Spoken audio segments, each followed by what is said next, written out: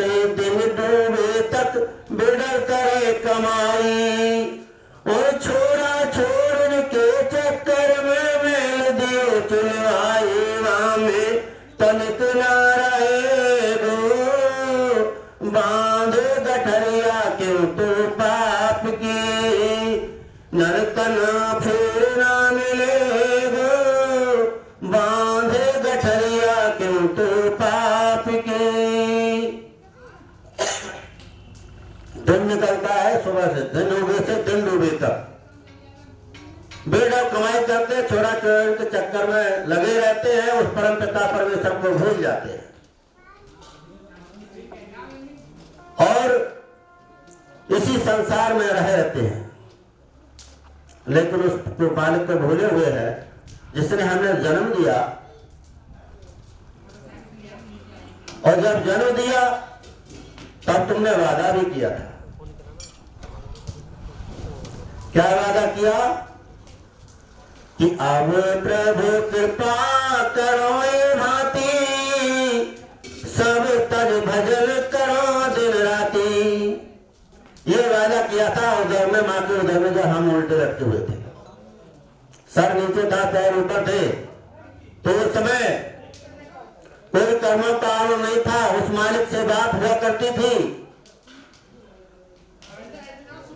जब माँ के उधर में थे तो उस मालिक से साक्षात्कार हुआ और उस मालिक असली पीड़ा चारों तरफ इर्द गिर्द।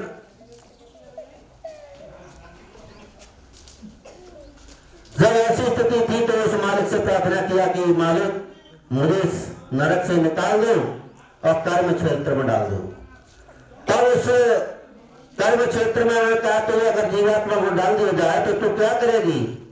तब इस बात को कहा कि अप्रभु कृपा करो भांति और सब तक भजन करो न जाती। और जब इस बात को स्वीकार कर लिया तो मालिक ने उस जीव को वहां से छोड़ा। बच्चा पैदा हुआ तब अपनी भाषा में बच्चा कहता है कहाँ गए। तो क्योंकि यहाँ पर जो चारों तरफ का वातावरण है,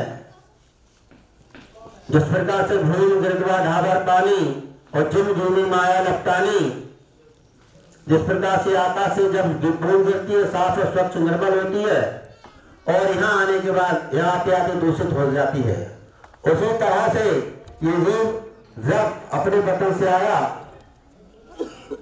तो कोई कर्मों का आवरण नहीं और यह आने के बाद चारों तरफ से माया ने घेर लिया और जीव फंस गया। बड़े भाग से ये शरीर मिला कि घर काजल बीच फंसाए रहा दिन रात नमा तक याद रही उमरा सब बीतत जाए चली तरफ पर उसे मुख मोड़ लिया। यानी जिस मालिक ने जन्म दिया उसी ने हमें छोड़ दिया, उसी को हमने छोड़ दिया। फिर लिखा कि माया में मतवारो है कि खूब मचारो दंगा। माया में मतवारो है कि खूब मचारो दंगा। और गट बीच तो ले जाके कुटुम करे गो नंगा। वादन चौड़े में लुटे बांधे गठरिया क्यों तू पाप के नर्तन फिर ना मिले गो। बांधे गठरिया क्यों तू पाप के।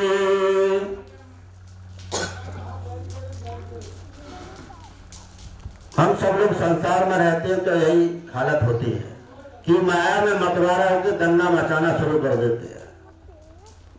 दंगा क्या है? चाहिए चमत्कार है कि देख लुभाया गया जबकि रचना से सुंदर साज बनी सर्जनहार का सार नहीं तेरे भगवान मन मन जोड़ लिया।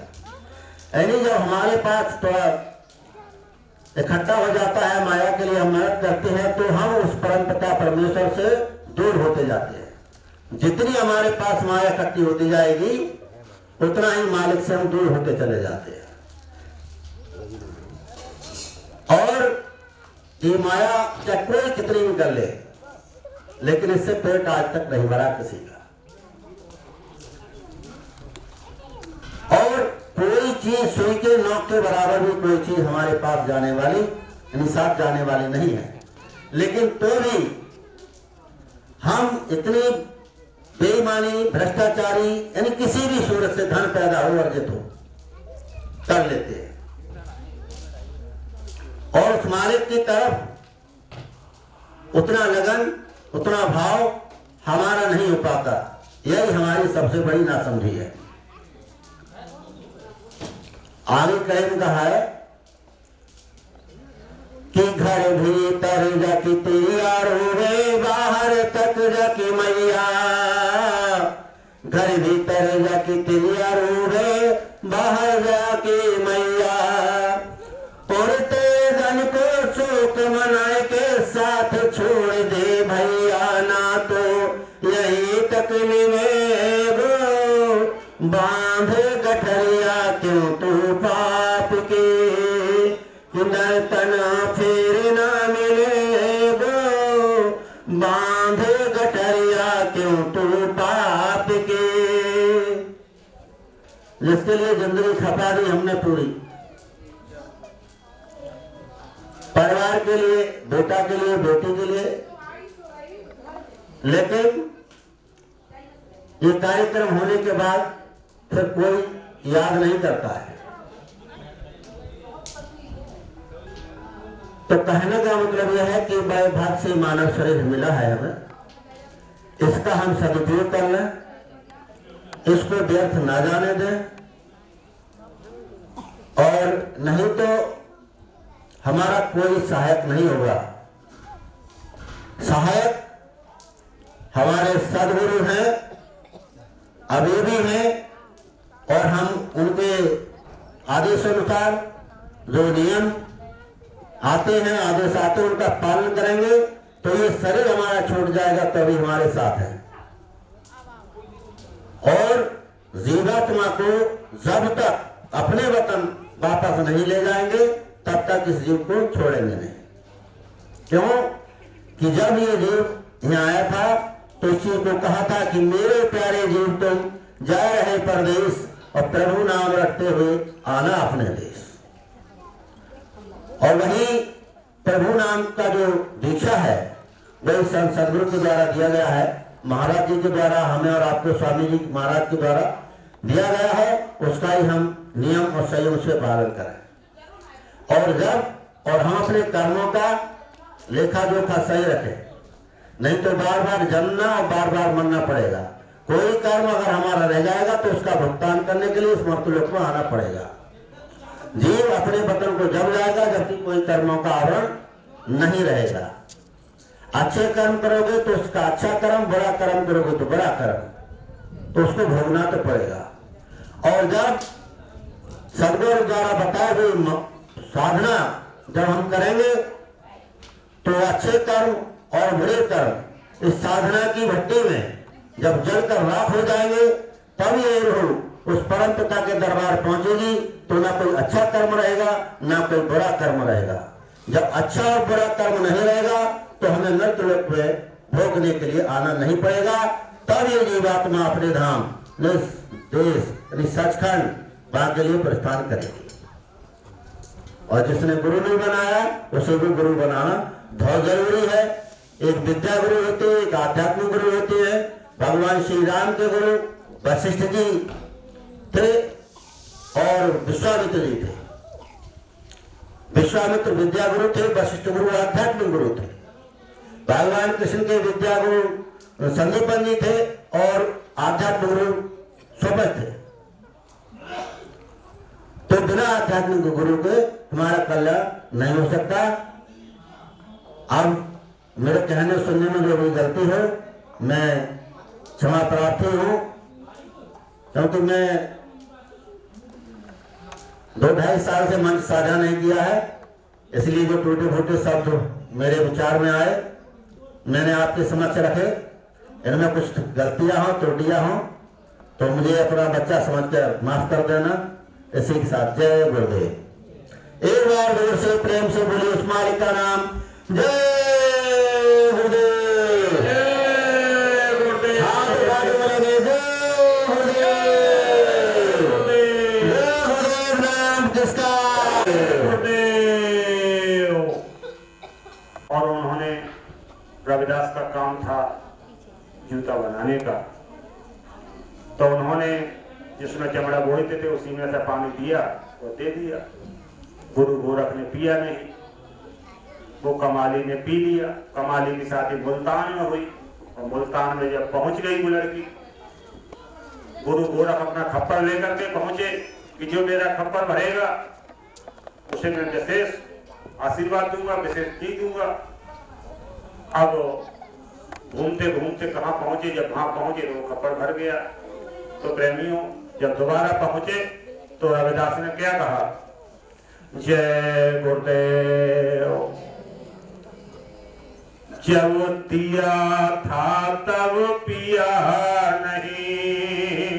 जब पानी मांगा उन्होंने के तब रविदास ने क्या कहा कि जब दिया था तब पिया नहीं, जो पिया वो पिया को जान गया। जिसने पिया वो पिया को जान गया, जो पिया सो मुल्तान गया, वो मुल्तान पहुंच गए। तो प्रेमियों समय होता है हर चीज का, जिस चीज को सब लोग नहीं समझ पाते हैं। ये मनुष्य शरीर हमारा कब धन्य है और कब हमारा कामयाब है, तब लिखा गोस्वामी महाराज ने रामायण में, जो तन पावक सुभग शरीरा, जातन पाए भजय रघुवीरा। ये तन तभी हमारा पावन और पुनीत है जब इस तन को पाकर के परमात्मा की इबादत की जाए, भजन किया जाए, साधन सुधन किया जाए, तभी ये सफल है। और नहीं तो ये मनुष्य शरीर 84 लाख योनियों में बेकार हीरा जन्म पाकर के वृथा है। जैसे गाय बैल भैंस पकड़िए बनते आए और मनुष्य शरीर बनकर के फिर भी वैसे ही चले जाएंगे। क्यों कि हमने साधन ध्यान तो किया नहीं, साधन ध्यान करने के लिए आए थे और वो किया नहीं। जय गुरुदेव। तब गोस्वामी महाराज ने लिखा कि वो या तन पाए भजय रघुवीरा, जो तन पाकर के अगर परमात्मा का भजन नहीं किया तो जीवन वृथा है। जय गुरुदेव। फिर कहा कि संसार में हम और आप रात दिन हाय पैसा हाय माया जंजाल में फंसे हुए, तो गुरु महाराज कहते हैं माया में रहो, माया का देश है, माया में रहना है, मगर अपने में माया को नहीं बसाना है। गुरु महाराज ने कहा कैसे रहना है, तो कहा भाई साहब ने देखो सुनाया, नाय हरि भूलो नाय जग भूलो, रहो इस तरह जिंदगानी में, जैसे कमल खिलता है तालाब के गंदे पानी में। कैसे रहना है कि देखो कमल के पेड़, कमल का पेड़ जो होता है जल कीचड़ में होती है और पानी में जीवन है और पानी से अपनी सुंदरता ऊपर दिखाता है। अगर पानी से ऊपर नहीं रहे, पानी में आ जाए तो सड़ जाएगा। तो इसी तरीका से गुरु महाराज का संसार में रहो, माया में रहो, बाल बच्चों में रहो, आए गए का सत्कार करो, 24 घंटे होते हैं, सुबह को शाम को मालिक को इबादत करो। जय गुरुदेव। इबादत करना नहीं जानते हो, वो मालिक ने सबको नामदान दे दिया है। और नामदान एक ऐसी चीज है, गुरु महाराज ने कहा वो ऐसा धन है, क्या लिखा, सब जग है निर्धना, धनवंता नहीं कोई, धनवंता वो ही है जब नाम रतन धन हो। तो नाम धान बहुत बड़ी चीज है, बहुत बड़ी दौलत है, उसको जिसके पास है उसकी कदर करो। गुरु महाराज ने दे दी हमको, वो फ्री में मत समझो कि फ्री में मिल गई, बहुत बड़ी दौलत है। कितने कितने जन्म लोगों को बीत गए और वो दौलत ना मिल पाई। अब की बात कलयुग है, कलयुग में सबसे बढ़िया अच्छा समय मिल गया। गुरु महाराज ने हमको जाते जाते नामदान दे दिया। ये नहीं देखा कि तुमने कैसे कर्म किए हैं, सबको नामदान दे दिया। क्यों कि गुरु महाराज ने कहा लोगों को बचाना है, आगे समय खराब आ रहा है, लोगों को बचाना है, नामदान दे दो, भजन में लग जाएंगे लोग। तो इसी तरीका से मालिक बार बार हमको चेतावनी कर रहे हैं। जय गुरुदेव। प्रेमियों अब हम ज्यादा न कह करके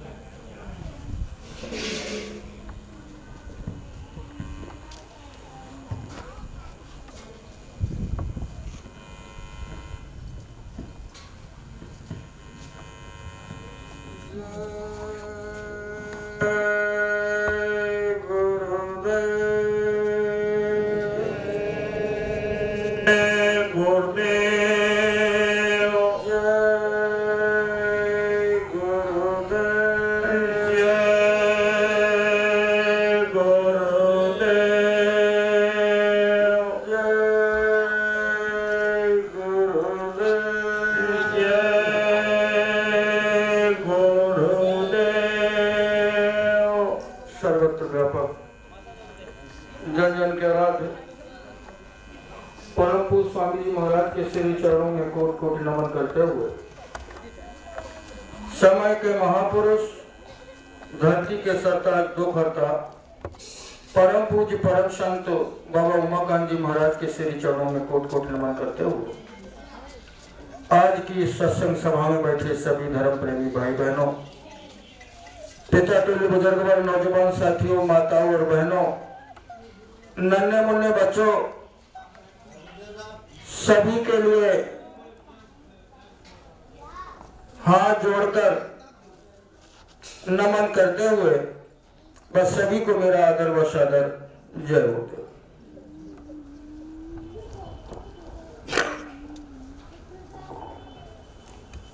एक बार सब लोग प्रेम से बोलो जय गुरुदेव। देखो प्रेमी भाई बहनों, काफी समय से आप लोग गुरु चर्चा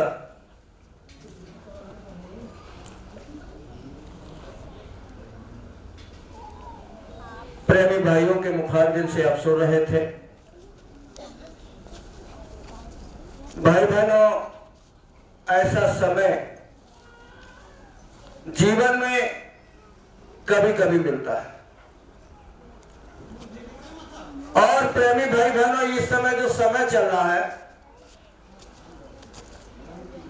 गुरु महाराज बताते हैं कलिकाल का बहुत ही मलिन समय चल रहा है और इस कलिकाल के मलिन समय में, ऐसे भयावह और दुखदाई समय में प्रेमी भाई बहनों, हमें आपको गुरु महाराज के सत्संग का, उनके वचनों का जो समय दिया, प्रेमी भाई बहनों, इस सृष्टि का जो मालिक है, जिनको काल प्रभु कहते हैं, उनकी दया आप लोगों पे हुई।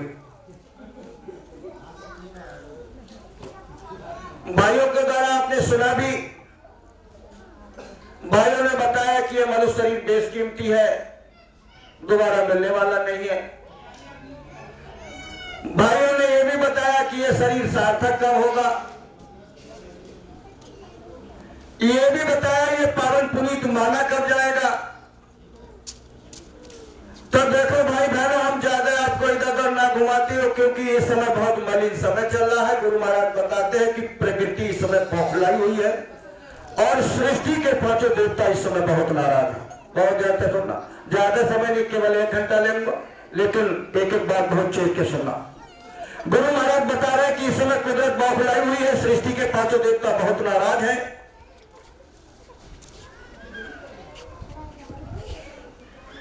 और आपने ये सुना भी होगा, पूज्य महाराज जी गुरु पूर्णिमा से बराबर देश दुनिया के लोगों से हाथ जोड़ के प्रार्थना कर रहे हैं, वार्निंग दे रहे हैं, चेतावनी दे रहे हैं कि समझ जाओ, चेत जाओ। इसलिए भाई बहनों, हमारा निवेदन प्रार्थना है, हमको यह सत्संग सुनाने नहीं, सत्संग हम जानते भी नहीं सुनाना, और न सत्संग का सुनाने का अधिकार होता है। ये तो जिनका आप फोटो देख रहे हो, जिनको वक्त का पूरा महापुरुष कहते हैं, जो पूरे संसद गुरु होते हैं, सत्संग सुनाने का अधिकार उन्हीं को होता है।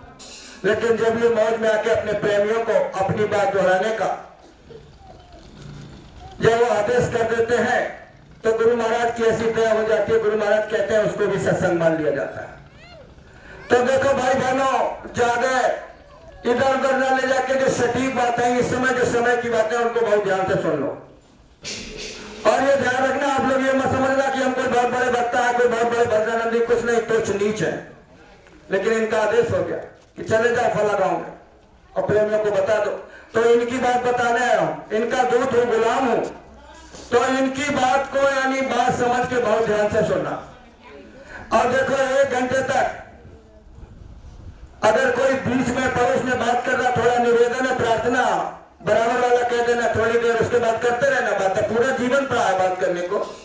तो देखो ध्यान से सुन लो, गुरु महाराज कहते हैं कि गुरु हत्ती पहले करो पीछे और उपाय, और बिन गुरु हत्ती जगत के फंद न काटे जाए। बहुत ध्यान से सुनना।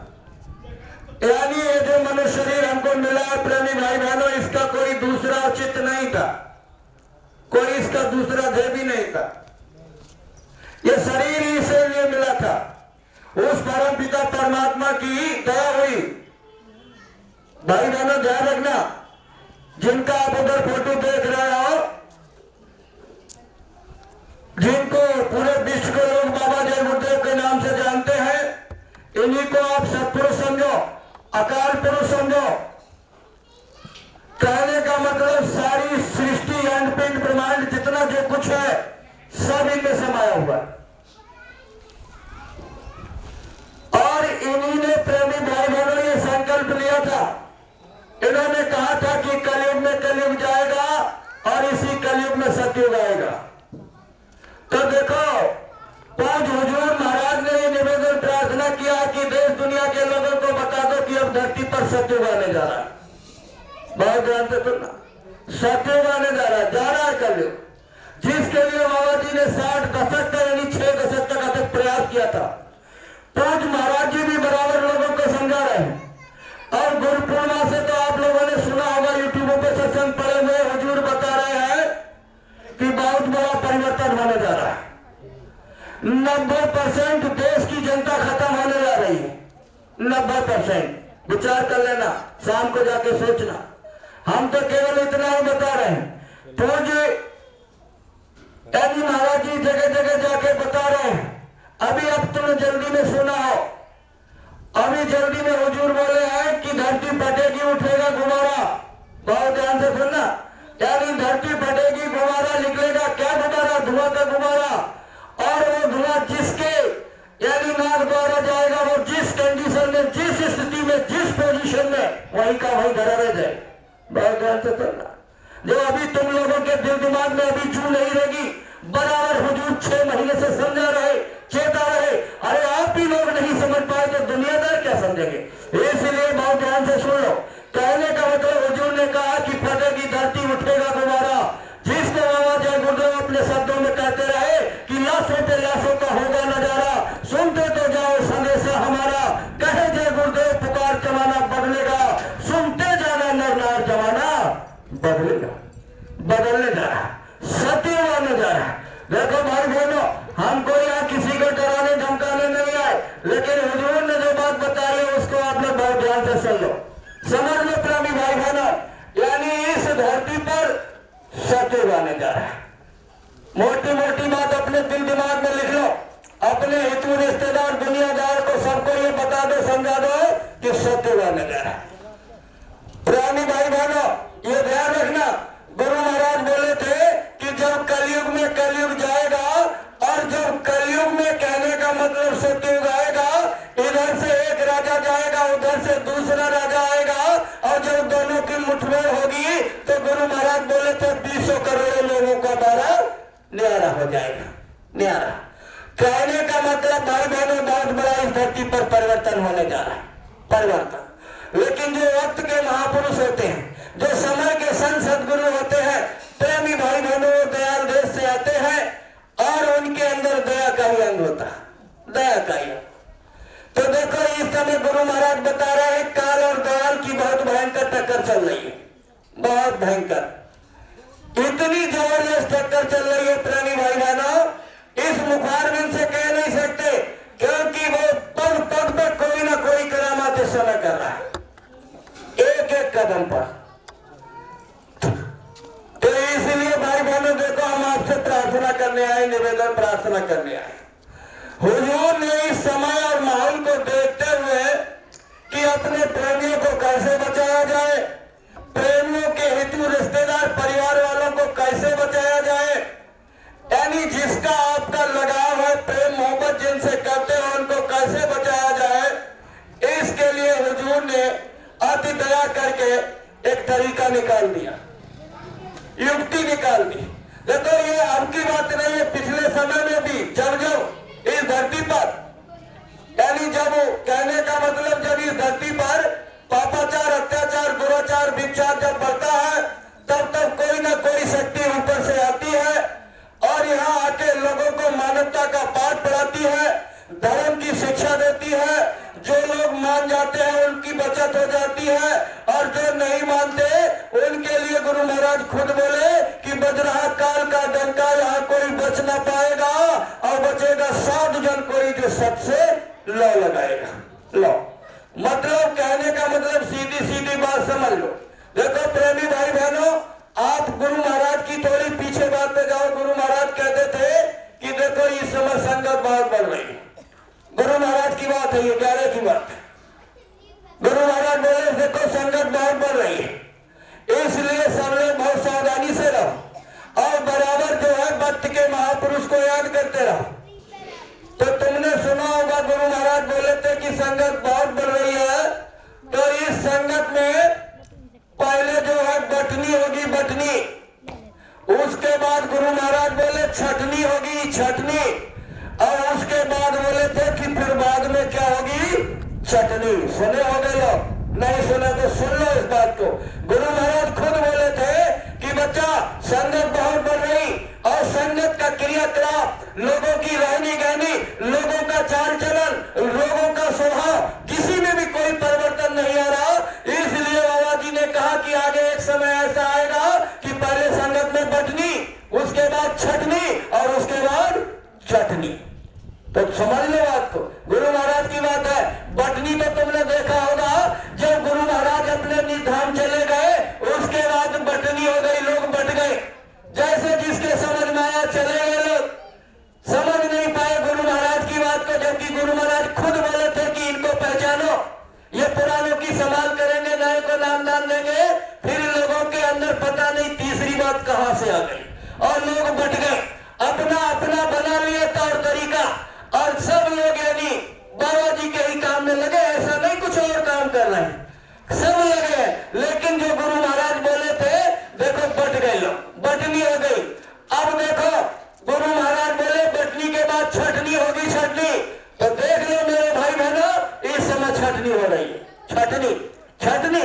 क्योंकि तुमने देखा अपनी संगत के भी अंदर, यानी हुजूर 6 महीने से बराबर कह रहे लोगों से साधन भजन करो, बराबर कह रहे साधन भजन करो, लेकिन लोगों की समझ में नहीं आ रहा। कहने का मतलब इसमें से भी क्रीम क्रीम निकाली जा रही है, छटनी हो रही है, छटनी। ध्यान रखनी, तीसरी बात दिल दिमाग में जरूर रखना, बटनी, छटनी, उसके बाद चटनी।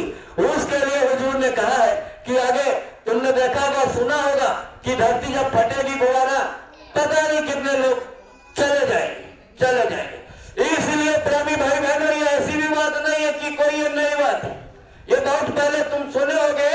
इसी धरती पे महात्मा सूरदास जी आए थे। सूरदास महात्मा जी ने अपने समय में कहा था, अब से 550 वर्ष पहले लिखा था उन्होंने कि संवत 2000 के ऊपर ऐसा योग पड़े। तारीख भी उन्होंने बताई थी कि संवत 2000 के ऊपर ऐसा योग पड़े, पूर्व पश्चिम उत्तर दक्षिण 24 काल फिरे। चारों दिशाओं में देख लो, इस समय काल घूम रहा, काल घूम रहा।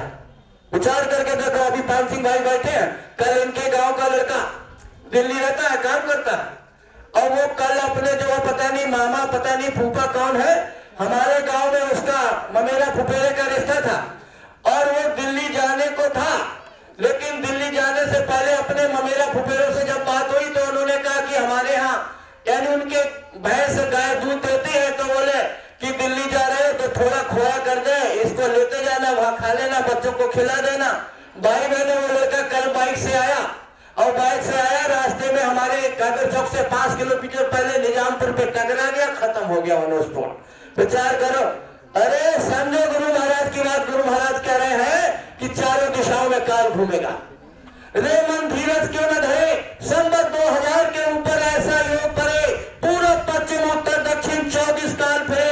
उड़ विमान जाबे अमर को ग्रह ग्रह युद्ध करे, सहज बरस सतयुग व्यापे, धर्म की बेल बढ़े, अकाल मृत्यु जग माही व्यापे, प्रजा बहुत मरे, और काल विहान से वही बचे जो गुरु को ध्यान धरे।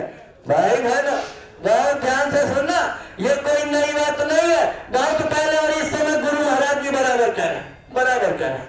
तुम्हें ध्यान होगा अभी जल्दी जल्दी में सुनो, हुजूर ने कहा कि 24 तारीख से लेकर 27 तारीख तक अखंड नाम ध्वनि का हुजूर ने आदेश कर दिया। अरे ये कोई ये मत समझना, अरे ये तो इनकी मौज हो गई, पता नहीं कौन से तरीके से जीवों को बचाना चाहते। अपना बुद्धि मत लगाना, दिमाग मत लगाना कि ये तो हम बहुत पहले से करते चले आ रहे हैं, बराबर सुनते चले आ रहे हैं, ऐसा ऐसा।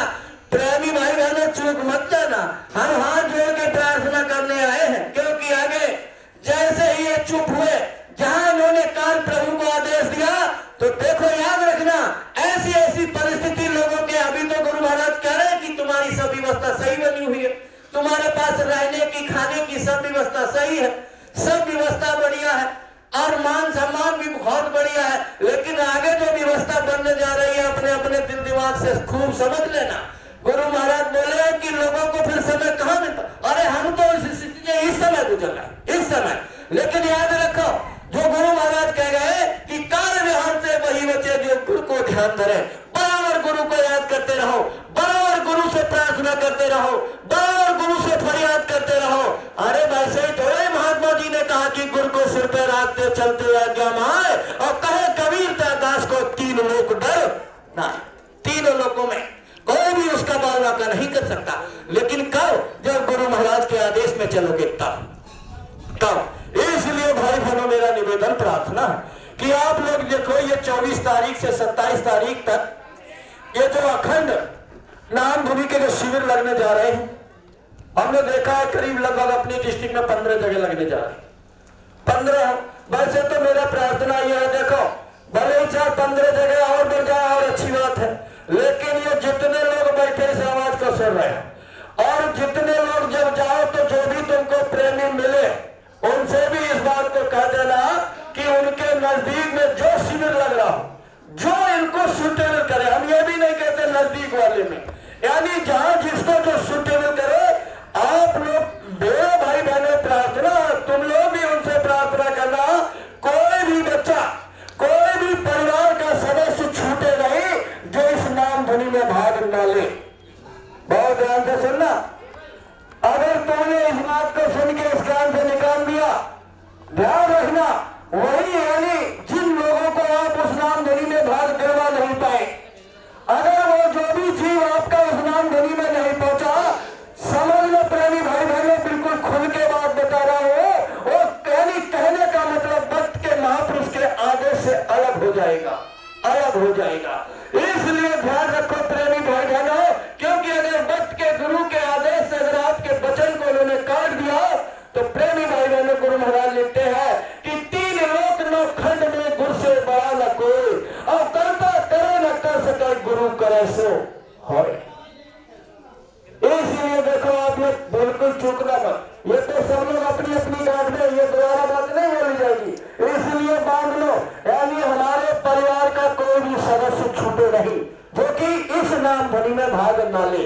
दूसरी चीज हुजूर बोले है कि उस ध्वनि में आप लोग जिनको प्रेम करते हो या जिनके आपके हितू रिश्तेदार हैं, मिलने जुलने वाले हैं, भले वो खाने पीने वाले हैं, क्योंकि अब हुजूर चाहते हैं क्योंकि समय नजदीक है तो लोगों को बचा लिया जाए, और बचाने के बाद यानी उनको वो नाम की दौलत दे के, यानी इस समय इतनी मौज में आ गए हैं कि अब देखो पूरा छूट दे दी है, किसी भी तरीके से खाने पीने वाले लोग आपके हितू रिश्तेदार है उनको यानी इस ध्वनि में बिठा लो इस नाम ध्वनि में, और जब वो बैठ गए, कहने का मतलब आधा घंटा 1 घंटा जब इस नाम ध्वनि को बोलेंगे, थोड़ा आप लोगों से प्रार्थना, थोड़ा आगे को आ जाओ, थोड़ा आ जाओ, माता बहने सब हमारी आगे को आ जाओ, थोड़ा तो आगे वाले पीछे लोग बैठते रहेंगे, आप आ जाओ, बिल्कुल आ जाओ भैया, आ जाओ भैया, आ जाओ जरूर। तो एक बार सब लोग प्रेम से बोलो जय गुरुदेव। तो देखो मेरी माताओं बहनों, आप लोग जो है कहने का मतलब गृहस्थी की एक जो है संचालक होती है, तो हमारा आप लोगों से प्रार्थना है कि आप लोग अपनी इस काम में जिम्मेदारी समझ के और बारी बारी से, क्योंकि देखो 72 घंटे का समय हुजूर ने इसीलिए दिया है कि बारी बारी से इस तरीके से जैसे देखो कि आज हम पहुंच जाए तो कल बहू को भेज देंगे, या कल बहू पहुंच गई तो कल परसों लड़के को भेज देंगे, बच्चे को भेज देंगे। कहने का मतलब कोई भी इस नाम धनी से आपका परिवार का सदस्य वंचित ना रहे, क्योंकि हुजूर ने पूरी गारंटी के साथ इस प्लान को निकाला है। क्योंकि अब आगे समय ज्यादा है नहीं, क्योंकि गुरु महाराज जी एक बार महाराज जी मन से बोल रहे थे कि अब तो गुरु महाराज को ही जल्दी है कि परिवर्तन हो जाए, परिवर्तन। और हमारे सत्संगी तो काफी लोग इस इंतजारी में कहते हैं हम तो बूढ़े हुए चले जा रहे हैं। अरे देखो तुम नहीं जानते, ये तो दयाल की दया हो गई, दया हो गई। नहीं तो पुराने लोग बैठे और नहीं तो पुरानी पत्रिकाओं में देख लेना, सन 79 के अंदर हुजूर ने प्रचार कराया था, दीवारों पे लिखवा दिया था कि जो मीट मछलियां खाएगा वो सन 80 तक जाएगा, ऐसा लिखवा दिया था दीवारों पे।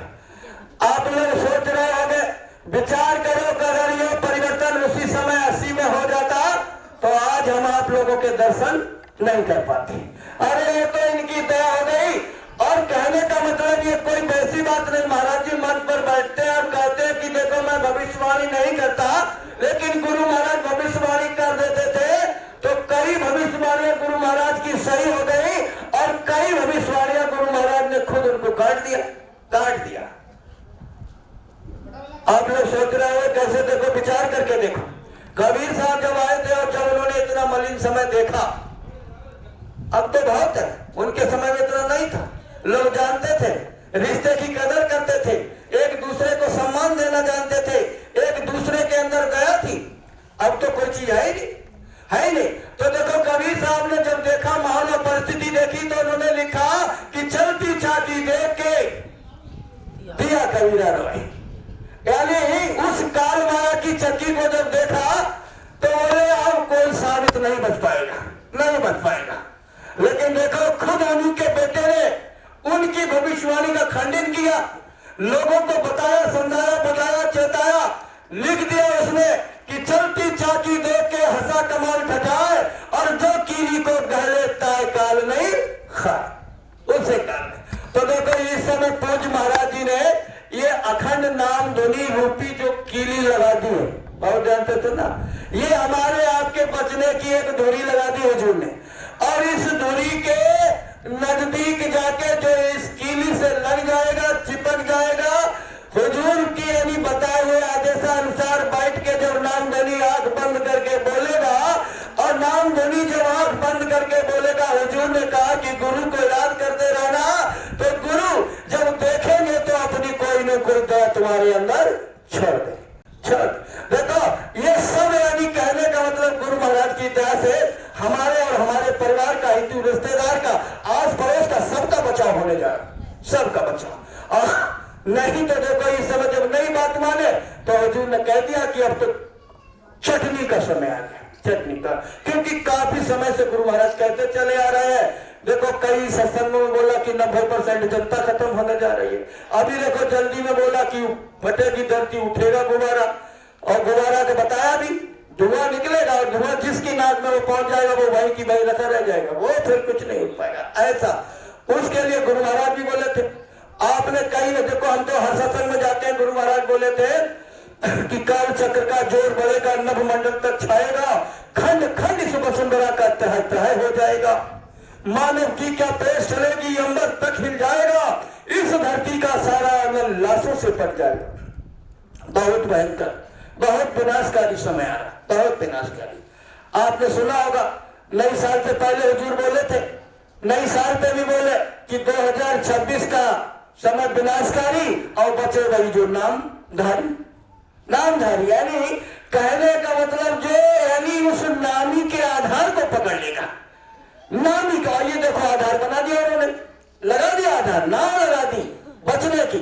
अब देखो कहने का मतलब अब बचो ना बचो ये तो तुम्हारा काम रह गया, लेकिन हुजूर ने बचने का पूरा तरीका बता दिया।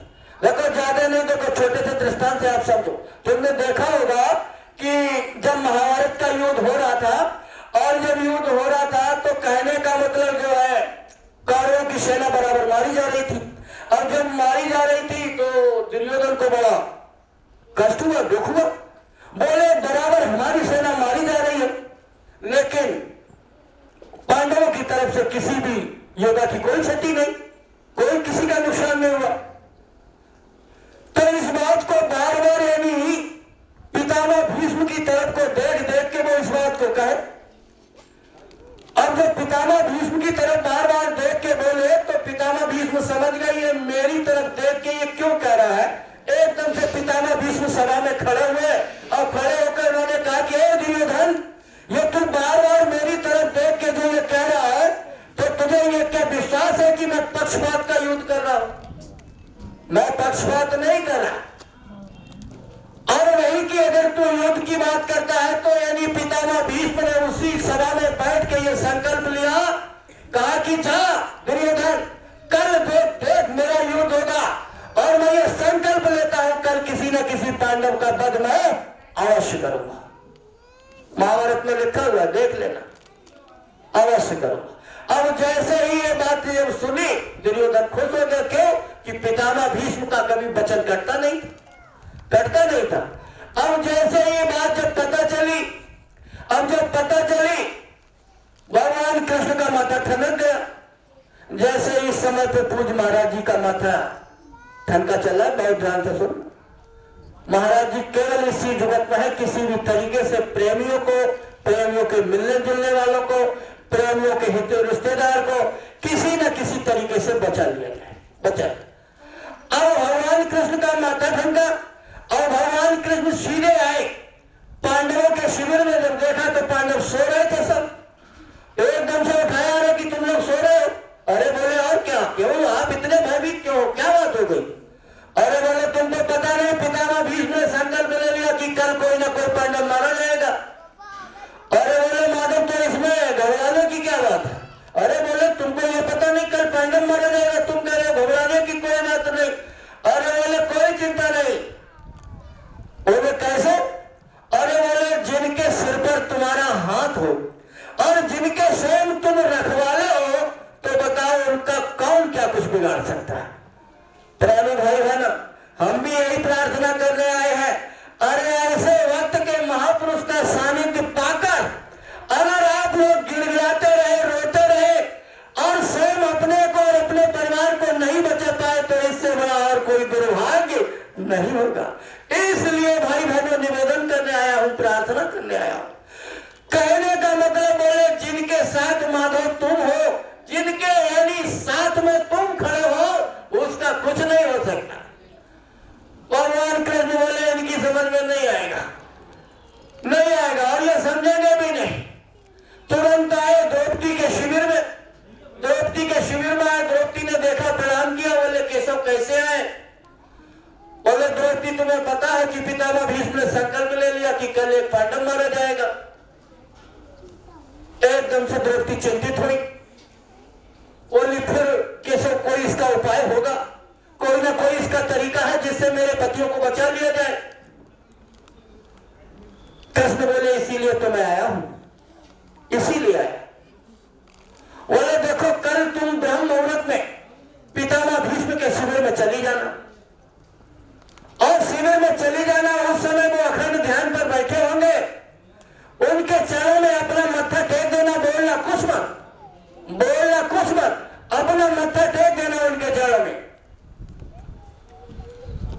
प्रेमी भाई बहनों,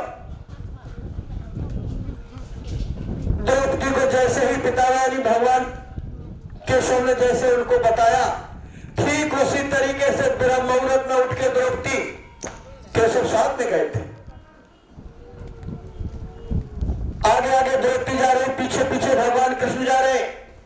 और जब उनके शिविर में पहुंचे तो पितामह भीष्म उस समय अखंड साधना पर बैठे थे। जाके उनके चरणों में अपना मत्था टेक दिया।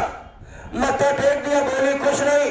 जब काफी देर हो गई और जब पितामह भीष्म अपने साधन भजन से जब उठे तो देखा कोई चरणों में मत्था टेके है, तो उन्होंने तुरंत यानी आंख खोल के देखा भी नहीं, उससे पहले ही कह दिया कि अखंड सौभाग्यवती।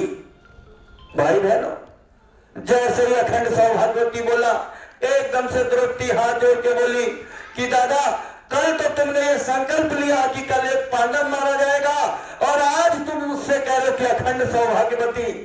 तुरंत पितामह भीष्म बोले तो फिर जिसने तुमको ये बताया वो कहां है? एकदम से भगवान कृष्ण हाजिर हो गए, हाजिर हो गए। और तुरंत पितामह भीष्म ने कहा कि भीषम, यानी पितामह भीष्म ने कहा कि हे कृष्ण, जिस तरीके से तुमने मेरा वचन तोड़वा दिया तो मैं भी यह संकल्प लेता हूं कल युद्ध के अंदर तुम्हारे भी वचन मैं तोड़वा के ही रखूंगा।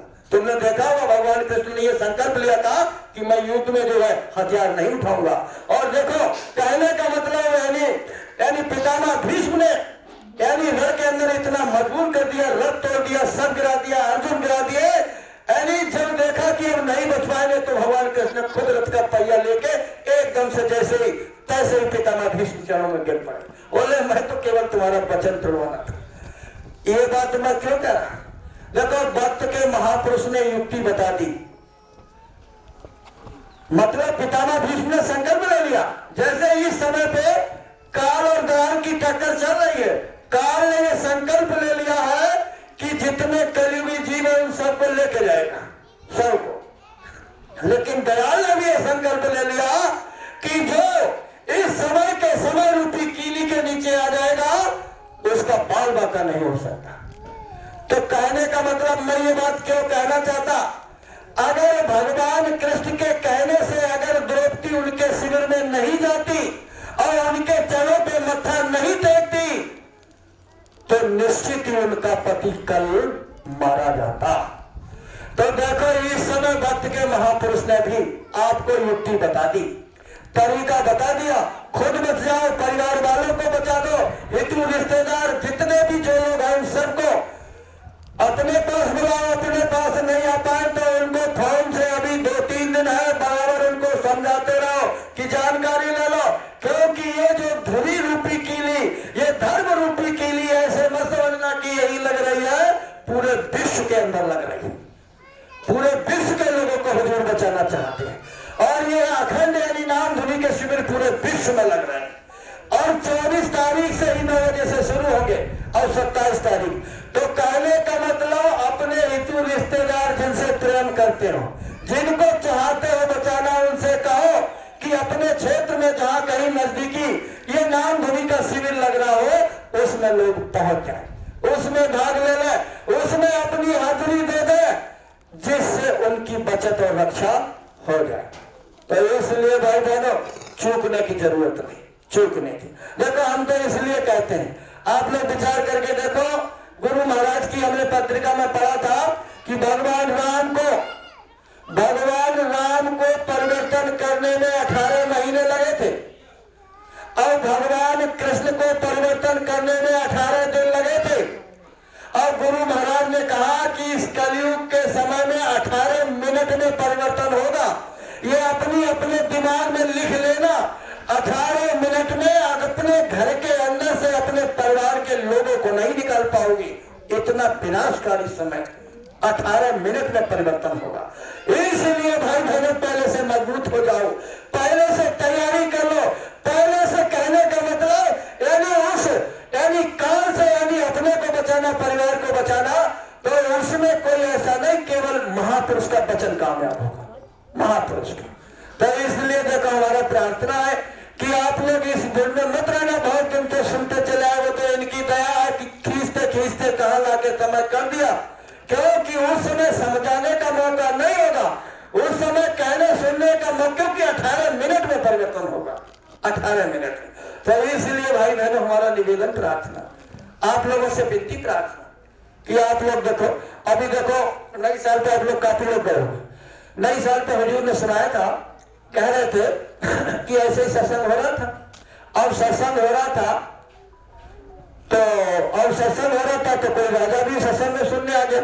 अब जब सुनने आ गया तो राजा भी सुनता रहा। तो कहने का मतलब देखो महात्माओं को तो ये नहीं उनको मतलब रहता कि ये बहुत बड़े आदमी है, राजा है, सेठ है, साहूकार है, बहुत बड़े धनी मानी है, उनको इससे कोई लेना देना नहीं। उनका तो सीधा निशाना क्या होता है कि संत न देखे चाल कुचाल, वो देखे अंतर का। वो ये नहीं देखते हैं बड़े छोटे हैं, क्या है क्या, कुछ नहीं, वो तो केवल देखते हैं कि इनको मुझसे प्रेम कितना है, इनका लगाव कितना है, इनकी भाव भक्ति कैसी है।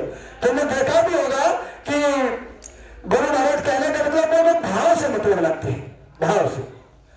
तो कहने का सुना तो जो उनके नजदीकी थे महात्मा जी के, तो गुरु महाराज सुनाने के बाद जैसे ही उठने को हुए तो आए, बोले हुजूर राजा साहब आए। महात्मा जी ने हाथ हिला दिया कि जाओ उनके ठहरने रुकने की व्यवस्था कर दो, कर दो। अब देखो भाई आश्रम के हिसाब से राजा को बता दिया कि यहाँ ठहरो, ठहरो न चाहो तो ठहर सकते हो, और यहाँ भंडारा बनेगा, यहाँ भोजन खा लेना। अब देखो कहने का मतलब राजा अपनी स्थिति की तलना, और उस आश्रम में जब लेटा था, क्योंकि पट्टी बिछी हुई थी, उसी पे लेट गया। अब जब लेटा तो सोचना, बोले महात्मा जी ने सुनाया कि कर्मों को काटा जाता है, लेना देना अदा किया जाता है, तो क्या मेरा लेना देना कुछ अदा हुआ या नहीं हुआ? अब देखो जैसे ही दूसरा दिन हुआ, महात्मा जी मंच पर आए, फिर राजा सत्संग में गया, सत्संग सुना, और सत्संग सुनने के बाद फिर राजा गया और बोले हुजूर कुछ हमारा लेना देना अदा हुआ, कुछ हमारे कर्मों का, कहने का मतलब जो है कर्म कटे। महात्मा जी ने देखा तक नहीं उसकी तरफ, और महात्मा जी चले। राजा बड़ा दुखी हुआ, बोले हमारी तरफ देखा भी नहीं, सुना भी नहीं। तो फिर ये सोचने लगा, इसका मतलब ना कर्म कटा ना लेना देना। और लोग कहते हैं कि महात्माओं के यहाँ जाने से कर्म कटता है, लेना देना अदा होता है, लेकिन कुछ हुआ नहीं, समझ में नहीं आता, और महात्मा जी ने भी कुछ नहीं बताया। अब तीसरे दिन फिर गया राजा, वही आश्रम में रुक रहा। तीसरे दिन फिर सत्संग में गया, सत्संग सुना, सत्संग सुनने के बाद जल्दी जल्दी उठा, और जैसे ही मन से उतर के आ रहे थे, और वही जाके प्रणाम करके बोला कि हुजूर कुछ लेना देना अदा हुआ, कुछ कर्म कटे। महात्मा जी ने ऐसे हाथ हिला दिया कि जाओ जाओ, यानी मुंह से कुछ नहीं बोले, हाथ हिला दिया। राजा बड़ा दुखी हुआ, बोले लोग कहते हैं कि बहुत पहुंचे हुए महात्मा है, बहुत जो है, और इन्होंने तो कोई बात ही नहीं बताई, कोई समझ में नहीं, बड़ा अंदर से गुस्सा भी आया, बोला अब आज चलते। लेकिन प्रेमी भाई बहनों याद रखना, वो यानी ऐसे महापुरुष के दरबार में रह रहा था, उनका सत्संग हो रहा था, उनका दर्शन हो रहा था, तो अच्छे विचार फिर उत्पन्न हो गए। बोले चलो आज देखते हैं, आज और रुकते हैं, और रुक गया। और जब रुक गया तो फिर जो है चौथे दिन फिर वो वहां गया, सत्संग सुना, और जब महात्मा जी उतरे और जाके बोला कि सरकार कुछ कर्मों का, यानी कुछ कर्म कटे, कुछ लेना देना अदा हुआ। महात्मा जी फिर भी कुछ नहीं बोले, फिर कुछ नहीं बोले। अब जब कुछ नहीं बोले तो राजा को बड़ा बुरा लगा, और राजा बोला अब तो चला ही जाऊंगा, रुकूंगा। अब महात्मा जी जब मन से उतर के आए तो महात्मा जी ने प्रेमियों को बुलाया। अब जब प्रेमियों को बुलाया तो राजा भी आ गया, तो प्रेमियों से कहा कि आज हमको घूमना जाना है, यानी फला जंगल की तरफ घूमने चलना है, तैयारी कर दो हमारी। तो उस समय ये मोटर गाड़ी तो थे नहीं, उस समय जो है घोड़ों से लोग चलते थे। तो महात्मा जी का रथ तैयार हो गया, घोड़े जुड़ गए। उधर महात्मा जी ने राजा से कहा कि राजा तुम भी चलना हमारे साथ, और तुम तो राजा हो, घोड़े पर घुड़सवारी करना जानते हो, देख लेना हमारे आश्रम से घोड़ा जो अच्छा लगे उस पर सवार होकर चलना हमारे साथ। अब जब ये बात सुनी, जो राजा जा रहा था, गुस्सा बहुत थी, लेकिन राजा को ये तसल्ली आ गई कि आज 4-5 दिन के बाद खुद उन्होंने मुझसे कहा कि राजा तुझे मेरे साथ चलना है। तो राजा बड़ा प्रसन्न हुआ, खुश हुआ। अब एकदम से राजा ने जाके अच्छा सा घोड़ा देखा, और उसको सजा धजा के तैयार होकर उस पर सवार होके राजा चलने लगा। प्रेमी भाई बहनों, जब चलने लगा तो कहने का मतलब वो आश्रम में जो रुका था, तो उसने उसी रात सपना देखा। क्या सपना देखा? कि वो एक बहुत गरीब परिवार में पैदा हुआ, उसी में बड़ा हुआ, उसी में जवानी आई, उसी में उसकी शादी हो गई, और शादी होने के बाद उसके बाल बच्चे हो गए, बाल बच्चों के भी शादी हो गई, नाती पोता का हो गया, लेकिन उसका पूरा जीवन गरीबी में ही बीता, पूरा जीवन। और जब ये कहने का मतलब ये जो पूरा जीवन उसका परेशानी में, दुख में, मुसीबत में बीता, राजा की आंख खुल गई। अब सुबह को उसने महात्मा जी से कहा भी था कि बोले ऐसे हुजूर हमने सपना देखा। महात्मा जी बोले कुछ नहीं, बोले तुम हमारे साथ जंगल में चलो। ले गए, और ले जाने के बाद काफी दूर निकल गए जंगल में, और निकलने के बाद महात्मा कुछ आगे निकल गए, तब तक राजा रास्ता भूल गया। तब तक क्या देखता है कि एक शिकार मिल जा रहा है, और राजा वो पुरानी उसकी इच्छा जाग गई और वो धनुष बाण लेकर उसके पीछे दौड़ने लगा शिकार करने के लिए। और शिकार करने के लिए जब काफी दूर तक उसका पीछा करता चला गया, तब तक अचानक वो मृत था ही नहीं कुछ। ये सब उनकी खेल था, खेल था। देखो इनके खेल को हम और आप समझ नहीं सकते, इसलिए जो ये कह रहे हैं उन्हीं की बात मानने में हमारी सबकी भलाई है। तो देखो कहने का मतलब जो यानी राजा अब इधर देखने लगा, रास्ता दिखाई नहीं दी, तो उसको पगडंडी दिखाई दी। अब उसी पगडंडी से राजा चलने लगा। अब चलते चलते जब काफी दूर निकला तो एक बहुत बड़ी पहाड़ी दिखाई दी। अब रास्ता कहीं दिखा नहीं, तो उसमें फिर पहाड़ी पर भी पगडंडी थी, उसी पे फिर ऊपर चलने लगा। और जब पहाड़ी पर चढ़ा तो नीचे देखा कि 2-4 घर बने हुए, घर बने हुए। और राजा इस इच्छा से कि इनके पास जाके पूछ लगे कि हमको कैसे कैसे अपने यहाँ पहुंचना है, इसलिए नीचे करने लगा। और नीचे जैसे ही उतर के नीचे को आने लगा, तब उसने जब देखा थोड़ी दूरी पे रह गया, तो जब घर देखा तब उसको याद आने लगी, बोले अरे कि हमने सपने में यही घर देखा था, यही घर देखा। यानी रात जो हम सपना देख रहे थे वो बिल्कुल सेम यही घर था। तब तक उस घर के लोग निकले और जैसे ही निकल के आए और जब राजा पे नजर पड़ी, एकदम से सब चिल्लाने लगे कि अरे दादाजी आ गए, पिताजी आ गए, चाचा जी आ गए। कहने का मतलब जैसे जिसका रिश्ता था परिवार के सब लोग एकदम से चिल्लाने लगे, अरे कि दादाजी लौट आए, दादाजी जिंदा हो गए, पिताजी जिंदा हो गए। एकदम से आके सबने उनको घेर लिया चारों तरफ से, और चारों तरफ से घेर के कोई इधर से कान यानी कपड़ा खींचे, कोई उधर से, अरे कि दादाजी तुम तो मर गए थे, तुमको तो हम दहा यानी उसको दफन कराए, अरे तुम जिंदा हो गए। अब राजा अपनी कुछ कह ही नहीं पाए, क्योंकि वो सब लोग उसको इधर से उधर, इधर से उधर। तो राजा जो है जब देखा तो राजा भी बोला कि सपने में हमने सब यही सब लोग देखे थे, इन्हीं के साथ हमारा जीवन गुजरा था, इन्हीं के साथ हमने जो है नमक रोटी खाई थी। अब कहने का मतलब राजा कुछ अपनी कहने को, लेकिन वो सुने नहीं। अरे कि चलो अंदर ले जाके उसको बिठा लिया, घर में बिठा लिया। और जो है बोले अरे तुम तो बहुत अच्छे कपड़े पहन के आए हो, बहुत सुंदर लग रहे हो। अब कहने का मतलब राजा कहे कि खाम खा कहाँ चक्कर में पड़ गए, कहाँ पड़ गए। अब वो राजा सोचने लगा कि अब हमें ये लगता है कि बाकी जो समय बचा है वो इन्हीं लोगों के साथ में रह के हमको नमक चटनी से ही गुजारा करना पड़ेगा, रहना पड़ेगा। बड़ा दुखी राजा। तब तक महात्मा जी उधर से आ गए, महात्मा जी आ गए, महात्मा जी आ गए। महात्मा जी ने देखा अरे कि इतनी भीड़ क्यों लगाए रखे हो, और ये आपने क्यों घेर रखा। अरे बोले ये तो हमारे दादाजी है, कोई कह रहे हमारे पिताजी है, कोई कह रहा ताऊ जी है, बहू कोई कह रही है ये तो हमारे ससुर है। महात्मा जी बोले अरे ये तुम्हारे किसी के कुछ नहीं है। बोले फिर ये, बोले ये तो नाहरगढ़ का राजा है, राजा। एकदम से लोग बोले अरे महात्मा जी तुम भी झूठ बोलने लगे। महात्मा तो झूठ नहीं बोलते, लेकिन तुम भी झूठ बोलने लगे। अरे इनके साथ रहे हैं, हम पढ़े हैं और पले हैं, इन्होंने हमको पाला पोसा है, और आप कह रहे हैं नहीं है। तो महात्मा जी ने कहा कि बताओ तुम्हारे दादाजी कब खत्म हुए। बोले 5 दिन हो गए।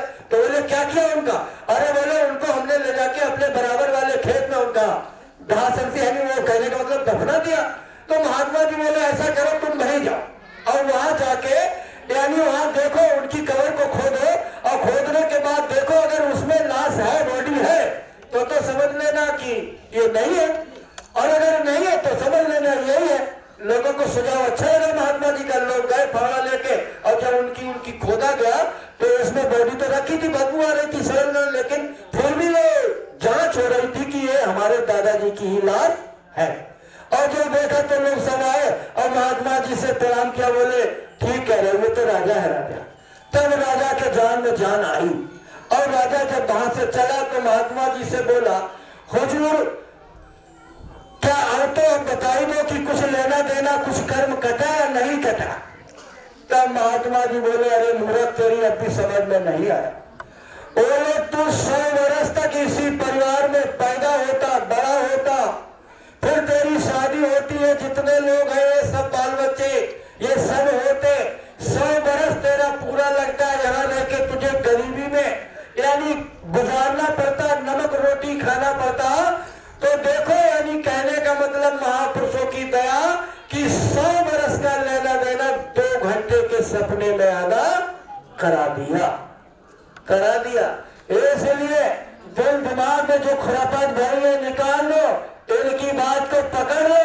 ये कैसे कैसे तुम्हारा सब लेना देना अदा करा रहे हैं, इनको पता है। इसलिए बुद्धि मत लगाना, नहीं तो याद रखना बहुत रोगे, बहुत पछताओगे। क्योंकि गुरु महाराज खुद बोले थे कि अगर बच्चा तुमने मेरे कहने से इस समय भजन नहीं किया तो आगे ऐसा समय आ रहा है कि तुमको रो रो के भजन करना ही पड़ेगा, रो रो के। तो इसलिए भाई बहनों, हम हाथ जोड़ के प्रार्थना करने, निवेदन करने आए कि आप इस अखंड नाम ध्वनि में भाग ले लेना, अपने घर परिवार के लोगों को भाग दिलवा देना।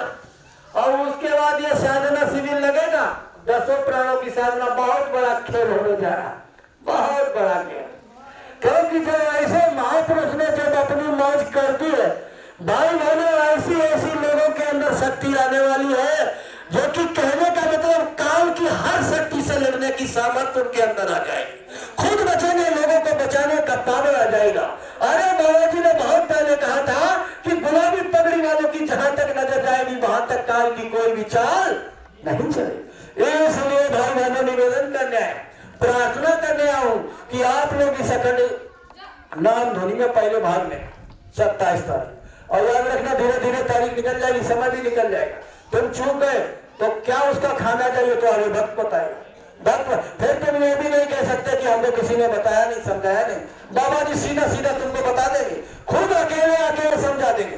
क्योंकि देखो, महापुरुषों का मिलना 3 तरीके से होता है। एक तो सीधे सीधे लोगों की जिनकी भाव भक्ति जाते हैं सरकार, मिलते हैं, सपने में भी आ जाते हैं, सपने में भी तुम्हारी समस्या का समाधान करते हैं।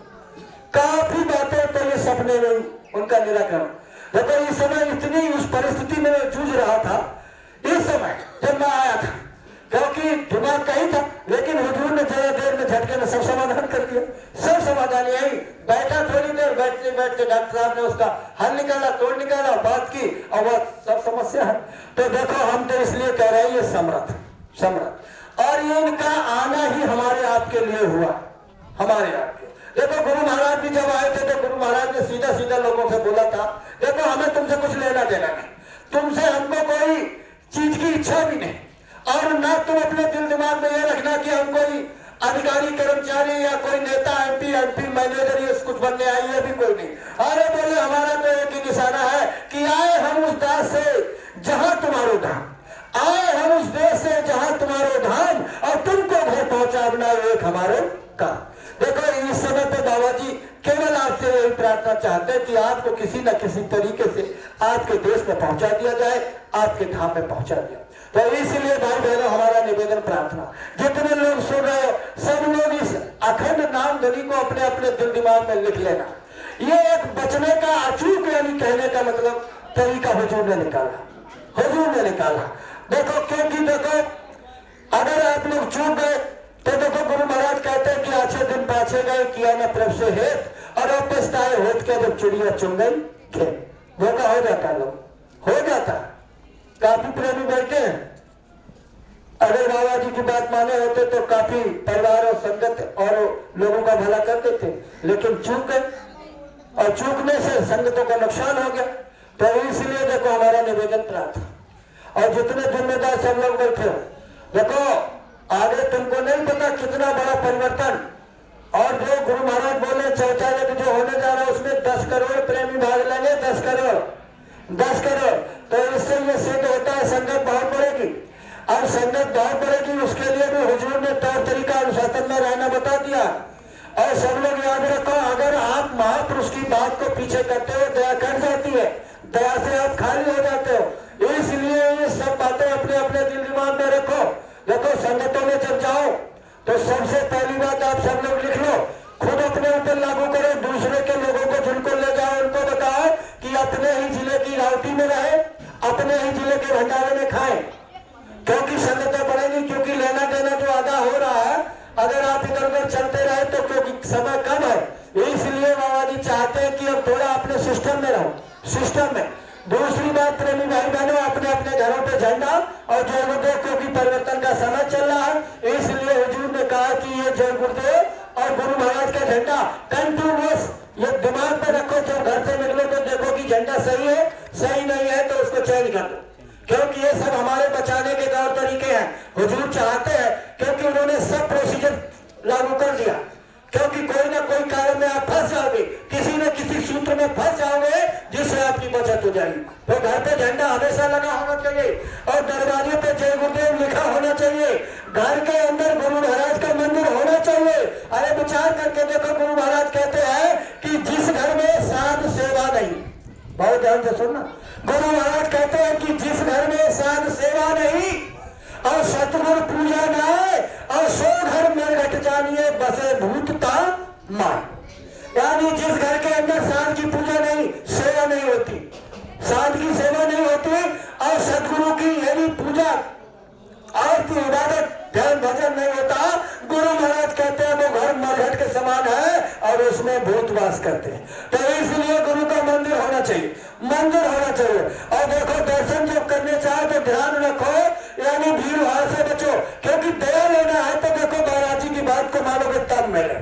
भीड़ है तो पीछे दूर से खड़े होकर लाइन में दर्शन कर लो, और जब दर्शन करो उनकी नजर से नजर मिलाने की कोशिश करो, बोलना कुछ नहीं, कुछ चलाना नहीं। और देखो ये सिक्कों का तो चलन गुरु महाराज कहते बिल्कुल बंद कर दो। यहाँ भी कभी ये मत देखो यहाँ गुरु महाराज मौजूद है। और जब तुम आते हो कि गुरु महाराज बोले सिक्का मत चलाना, तुम सोच लेते हो यहाँ तो महाराज जी है नहीं। अरे इस समय महाराज जी बैठे हुए हैं, मौजूद है प्रेमी भाई बहनों, क्योंकि गुरु महाराज कहते थे कि सत्य स्वरूपी संग है कभी न होते धीर दूर, सत्य स्वरूपी संग है कभी न होते दूर, और धीरज रखिए चित्त में दिखेगा सत्य नूर। तो ये मौजूद है ऐसा। तो यानी सिक्के का तो चलन बिल्कुल बंद कर दो, गलती से भी सिक्का ना कभी सत्संग में चढ़ाना और ना कभी गुरु महाराज को देना। और अगर ये करते हो तो समझ लो गुरु महाराज की बात को आप काट रहे हो। और जब बात काटते हो तो रामायण में लिख दिया गोस्वामी जी महाराज ने कि संत अवज्ञा का फल कैसा और जय अनाथ लंक घर। यानी जब महापुरुष के वचन को काट देते हो तो दया जो है, कहने का मतलब दया से आप खाली हो जाते। तो इसलिए भाई बहनों हमारा प्रार्थना, देखो इस समय आप ज्यादा अफरा तफरी में मत रहो, ज्यादा लोग लालच में भी मत पड़ो, क्योंकि ये सब बातें हुजूर ने बता दी है, लोग लालच में भी नहीं पड़ना है। और ज्यादा कहने का मतलब जो, क्योंकि प्रारब्ध पे भरोसा रखो, प्रारब्ध पे जो प्रारब्ध में होगा, और गुरु महाराज की मौज पे रहने की आदत बनाओ। यानी मौज का मतलब जैसे कह रहे हैं वैसे। देखो एक बार गुरु महाराज सुना रहे थे कि देखो, आप सुने होंगे, पुराने लोग काफी बैठे हो, कि एक बार नानक जी का दरबार लगा हुआ था और कहीं से एक महात्मा जी गए और महात्मा जी पूरा आश्रम घूमे, सब व्यवस्था देखी, और जब जाके देखा तो वो जिसके पास महात्मा जी गए, जिसके पास गए और जिससे पूछा, अरे बोले बताओ कैसे हो, तो बस उसने यही कहा कि सब गुरु महाराज की मौज है। जिससे उसने पूछा, जिस यानी महात्मा जी ने जिस भी यानी आश्रम के लोग से जो भी पूछा तो उसने यही कहा कि सब गुरु महाराज की मौज है। तो देखो हम प्रार्थना करने आए, मौज में रहना सीखो। मौज कहते किसको, इसको समझो। अब महात्मा जी चक्कर में पड़ गया। महात्मा जी बोला, अरे जो हंस रहा है वो कह रहा कि गुरु महाराज की मौज है, लेकिन जो रो रहा है वो भी कह रहा गुरु महाराज की मौज है। तो महात्मा बोला ये रोने वाली मौज नहीं समझ में आई, हंसने वाली की तो चलो बात सही है, गुरु महाराज की मौज है। देखो भाई बहनों याद रखो, भाई बोल भी गए, अभी बोले थे हमारे राम धीरज जी बोले थे कि सारा जन है निर्धना धनवंता नहीं कोई, और धनवंता सोई जानिए जिसमें नाम रतन धन हो। यानी आप तो बहुत बड़े धनवान हो, ऐसी दौलत तुमको गुरु महाराज ने दे दी है, उसकी कोई भी कहने का मतलब कीमत नहीं, उसकी कोई तुलना। तो मतलब कहने का महात्मा बोला कि जो रो रहा वो कह रहा गुरु महाराज की मौज है, तो ये समझ में नहीं है। सीधा गया जहाँ नानक जी बैठे थे और नानक जी के पास जाकर चरणों में दंडवत प्रणाम किया। बोले जब देखा नानक जी ने, अरे बैठो, महात्मा जी आकर सम्मान दिया। बोले कैसे है, अरे बोले आपके आश्रम की व्यवस्था बहुत बढ़िया लगी, आश्रम में सब लोग बड़े सुंदर हैं और सब व्यवस्था अनुशासन में जो अभी बताया कि अनुशासन की बात है, जब ये सब लागू तो लोग देख के बताएंगे लोगों को, अरे कि वहाँ के लोग बहुत अनुशासन में रहते, वहाँ का तौर तरीका बहुत सही है। तो ठीक उसी तरीके से उसने बताया, बोले तौर तरीका बढ़िया लगा, अनुशासन में लोग रहते हैं। लेकिन हमारी एक बात समझ में नहीं आई कि जो रो रहा है वो कह रहा गुरु महाराज की मौत, और जो हंस रहा है वो कह रहा गुरु महाराज की मौत, लेकिन जो रो रहा है वो कैसे कह रहा कि गुरु महाराज की मौत। नानक जी ने कहा कि देखो यहाँ से थोड़ी दूर में ऐसे करके इशारा किया, बोले यहाँ से थोड़ी दूरी पर चले जाओ, और वहां जो है एक जो है लालो नाम का बहरी रहता है उस गांव में, वहां चले जाना, वो मेरा अनुयायी है, और उससे जाके इस प्रश्न का उत्तर ले लेना। महात्मा जी को बड़ी चिंता थी, क्योंकि जिज्ञासा बन गई थी। महात्मा जी जल्दी जल्दी दौड़े दौड़े उसी गांव में पहुंचे, लोगों से पूछा कि लाले नाम का कोई बड़ई होता है। लोगों ने बता दिया, अरे वो तो बहुत बड़ा गुरु भगत है, चले जाओ उसके पास, बता दिया। पूछते पूछते पहुंच गए। अब जब पूछा तो लाले जो बड़ई थे, तो उस समय तुमने देखा वो अर्थी वाले जो डंडे उसमें लगते हैं 7, क्योंकि 2 डंडे बड़े बड़े होते हैं अर्थी में और 7 डंडे छोटे छोटे। तो उस समय वो 7 डंडे वो काट रहे थे, 2 डंडे वो काट रहे, यानी अर्थी की तैयारी के लिए लकड़ी काट रहे थे। और जैसे ही पहुंचे और लाले ने देखा, महात्मा को प्रणाम किया, आसन दिया, बिठाया, बैठो, सम्मान किया। बोले कहाँ से आए हो? अरे बोले आश्रम से आ रहा हूँ। एकदम से और खुश हो गए। अरे आश्रम की बात सुन के और खुश हुए। अरे बोले आश्रम में गुरु महाराज कैसे है? आश्रम के अंदर गौशाला के अंदर गौएं कैसी है? वहाँ के जो प्रेमी रह रहे हैं उनका हाल चाल बताओ। बोले सब बढ़िया है, लेकिन एक प्रश्न हमारे अंदर बन गया। बोले कौन सा प्रश्न बन गया? बोले ये प्रश्न बन गया कि आपके आश्रम की व्यवस्था बढ़िया, आश्रम के लोग बढ़िया, लेकिन मेरे समझ में ये नहीं आया। हंसने वाला कह रहा गुरु महाराज की मौज है, लेकिन जो रो रहा है वो भी कह रहा गुरु महाराज की मौज है, मौज। लाले ने कहा कि बैठ जाओ, बिठा लिया। बोले देखो थोड़ी देर रुक जाओ। बोले क्यों? बोले देखो हमारा इकलौता लड़का है और वो लड़का छत पे चढ़ेगा और छत पे चढ़ के उसको चक्कर आएगा, वो नीचे गिर जाएगा, गिरने से उसकी मृत्यु हो जाएगी। और जो मृत्यु हो जाएगी तो उसके दाह संस्कार के लिए आरती के लिए लकड़ियां चाहिए, इसलिए मैं लकड़ियों का इंतजाम कर रहा हूँ, काट रहा हूँ। एकदम से महात्मा जी बोले कैसे मूर्ख हो तुम? अरे तो तुमको ये पता है कि मेरा लड़का छत पे जाके ऊपर चढ़ेगा और गिरेगा और गिरने से उसकी मौत हो जाएगी, तो तुम उसको बचा क्यों नहीं लेते? तब लाले ने हंस के कहा यही तो गुरु महाराज की मौत है। बोले यही तो गुरु महाराज की मौत है। अब तो महात्मा का और दिमाग चक्कर काट गया। बोले जिसका इकलौता लड़का और छत से गिरने को मरने जा रहा है और ये कह रहा है उसको गुरु महाराज की मौत है। भाई बहनों ध्यान रखना, ये जो मौज करने जा रहे हैं, इस मौज से जो वंचित हो गया वो पूरा जीवन यानी पछताएगा, रोएगा। और प्रेमी भाई बहनों, ये जो मौका महाराज जी ने निकाला है, जो समय निकाला है, ये भी तुम्हारे हाथ से निकल जाए। कहने का मतलब है एकदम से महात्मा बोला ये भी कोई मौज होती है, लेकिन महात्मा ने सोचा कि हकीकत में ये सही बात है, तो इसी सही के लिए करने के लिए वो यानी बैठ गया। भाई बैठ गया। प्रेमी भाई बहनों, थोड़ा समय नहीं गुजरा, थोड़ा समय गुजरने के बाद ही यानी एकदम से लाले के घर से एक व्यक्ति भागते हुआ आया पड़ोस का। अरे बोला कि लाले तुम्हारा लड़का छत पे चढ़ा, चक्कर आया, वो नीचे गिर गया, वो खत्म हो गया। एकदम से लाले बोले उसी के लिए तो मैं अर्थी तैयार कर रहा हूँ, उसी के लिए। एकदम से जो है लकड़ियों को रखा, लेके गए और गांव परिवार के लोगों ने सबको उसमें लकड़ी अर्थी बनाई। उस लड़के के पार्थिव शरीर को रखा, शमशान में ले जाके उसका दाह संस्कार कर दिया। दाह संस्कार करने के बाद जब आने के बाद महात्मा जी ने यानी बोले कि बहुत बड़ा सदमा बेटे को लगा है, तो उन्होंने तुरंत जो है प्रार्थना किया कि देखो, यानी बोले कि देखो कहने वाली बात नहीं है, लेकिन हम हाथ जोड़ के आपसे प्रार्थना करना चाहते हैं कि हमको ये बताओ कि देखो कि हमारी अब भी ये समझ में नहीं आया कि गुरु महाराज की मौज क्या होती है, क्या होती। एकदम से लाले बोले समझ में नहीं आया तो समझ लो। बोले ये देखो हमारे गांव से थोड़ी दूर पे ये बहुत बड़ा पेड़ तुमको दिखाई दे रहा है? बोले हाँ दिखाई दे रहा है। बोले आज से तीसरे दिन इसी पेड़ पे तुमको फांसी लगेगी। बोले ये भी तुम पर भी गुरु महाराज की मौज होने जा रही है, मौज। एकदम से महात्मा आंखें लाल करके बिगड़ गया। बोले अपनी मौज तू अपने पास रख, अपने पास रख, मुझको ऐसी मौज की कोई जरूरत नहीं। और महात्मा बगैर अपने प्रश्न का उत्तर लिए और वहां से तुरंत भागा और इतना तेज भागा, भागते भागते भागते भागते रुका ही नहीं, चलता गया, पूरा दिन बीत गया। अब उसको यही डर था क्योंकि उसके सामने सब गुजरा था। बोला कि उसका लड़का खत्म हो गया, तो यानी इस प्लान में कि जब मैं यहाँ रहूंगा ही नहीं तो फिर मुझे फांसी लगेगी कैसे। वो भागता चला जा रहा और रास्ते में जाके अंधेरा हो गया। अब जब चला नहीं गया, थक गया, गिर गया और गिरने के बाद घंटे 2 घंटे उसने आराम किया होगा क्योंकि इतना थक गया था, भूखा प्यासा था। और जब आंख खुली उसको तो फिर वही बात उसके दिमाग में आई कि आज से तीसरे दिन उस पेड़ पे फांसी लग जाएगी। तो फिर दूसरे दिन यानी एकदम बात आते फिर भाग खड़ा हुआ। लेकिन भागा प्रेमी भाई बहनों, पहले इधर से गया था लेकिन रास्ता भूल गया जंगल में और फिर विपरीत में भागने लगा। और भागते भागते भागते भागते भागते कहने का मतलब यानी अंधेरा इतना हो गया और आके उसी पेड़ के नीचे गिर गया।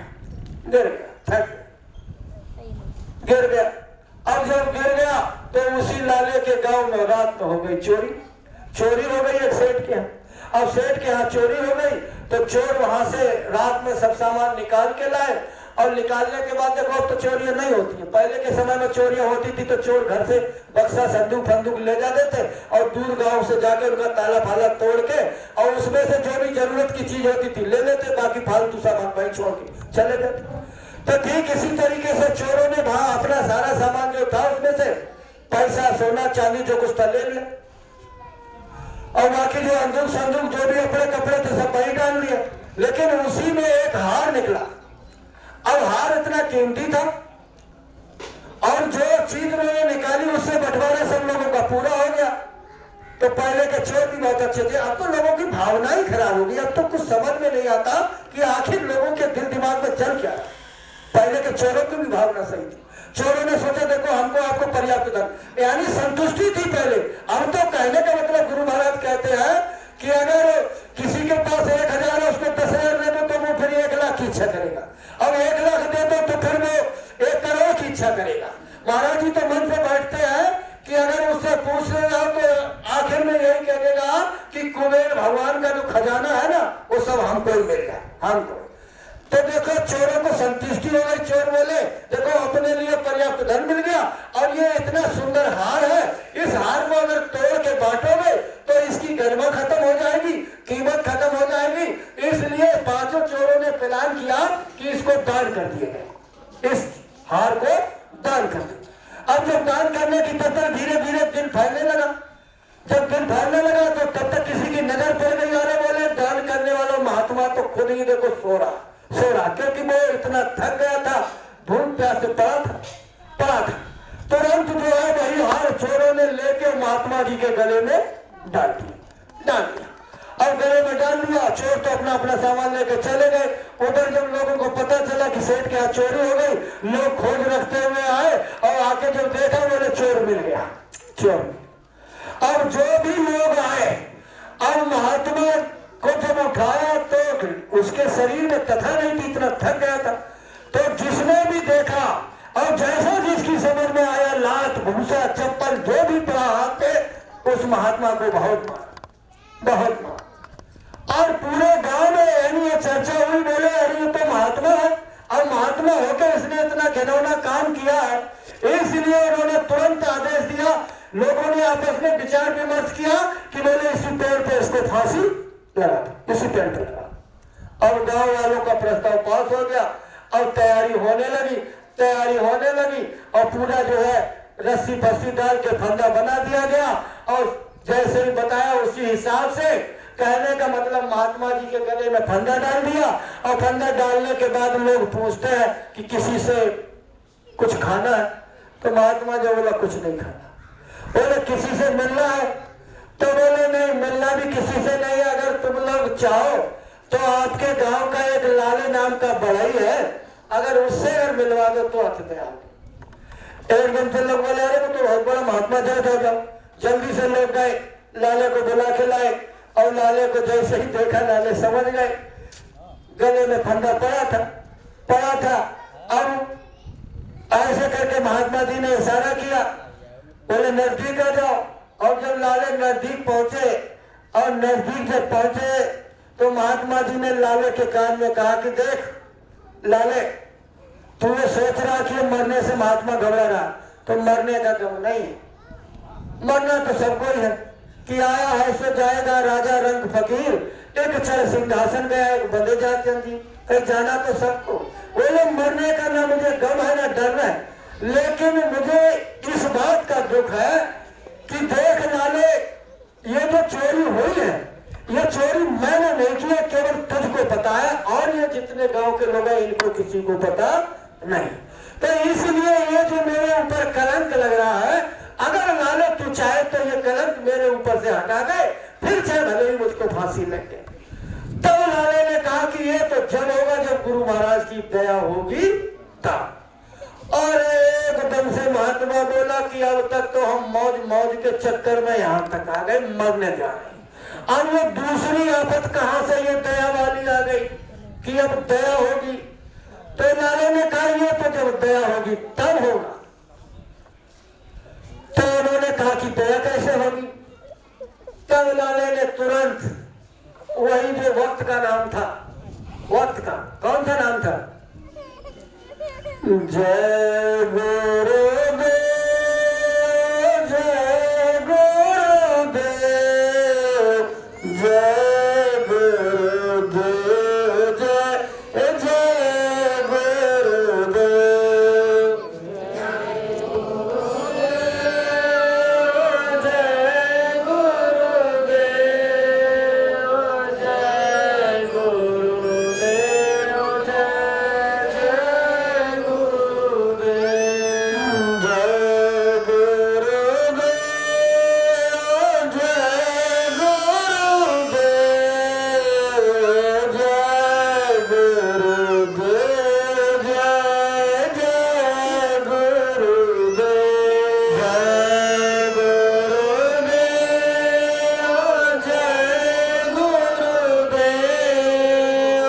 जय गुरुदेव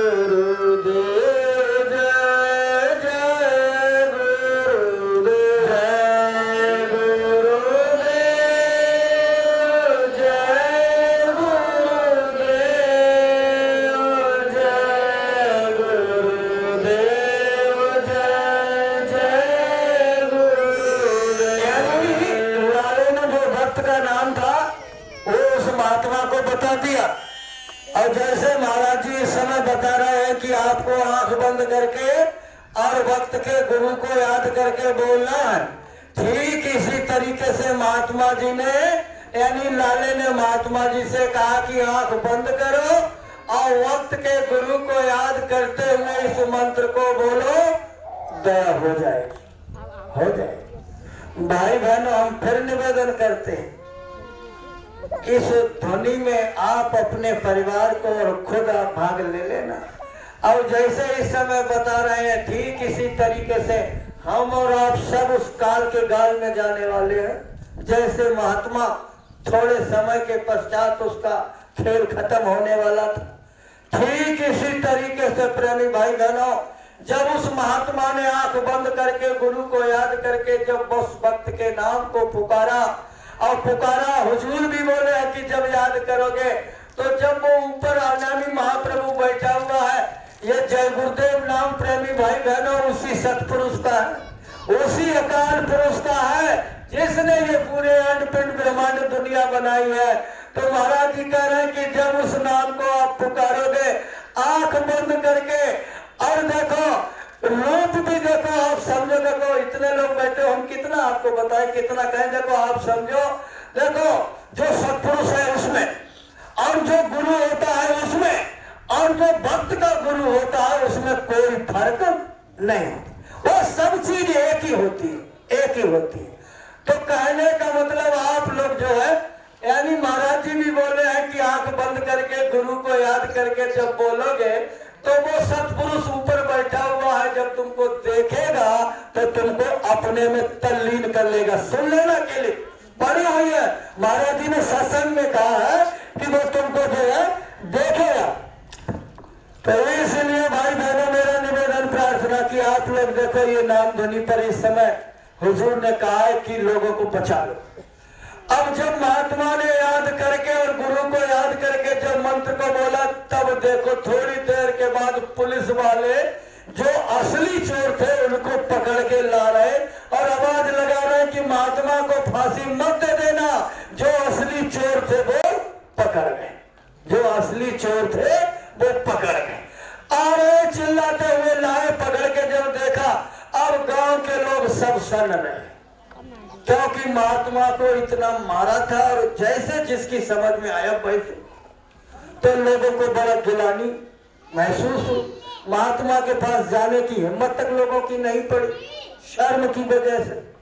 अब वहां से महात्मा को उतारा गया, धीरे धीरे चलते चलते जहां लाले खड़ा था, लाले के पास हाथ जोड़ के उनके चरणों में गिर गया और बोला, लाले देख, दया का तो मैं समझ गया कि गुरु महाराज की दया हो गई, मेरी जान बच गई, लेकिन मेरी अब भी ये समझ में नहीं आया कि गुरु महाराज की मौज क्या होती।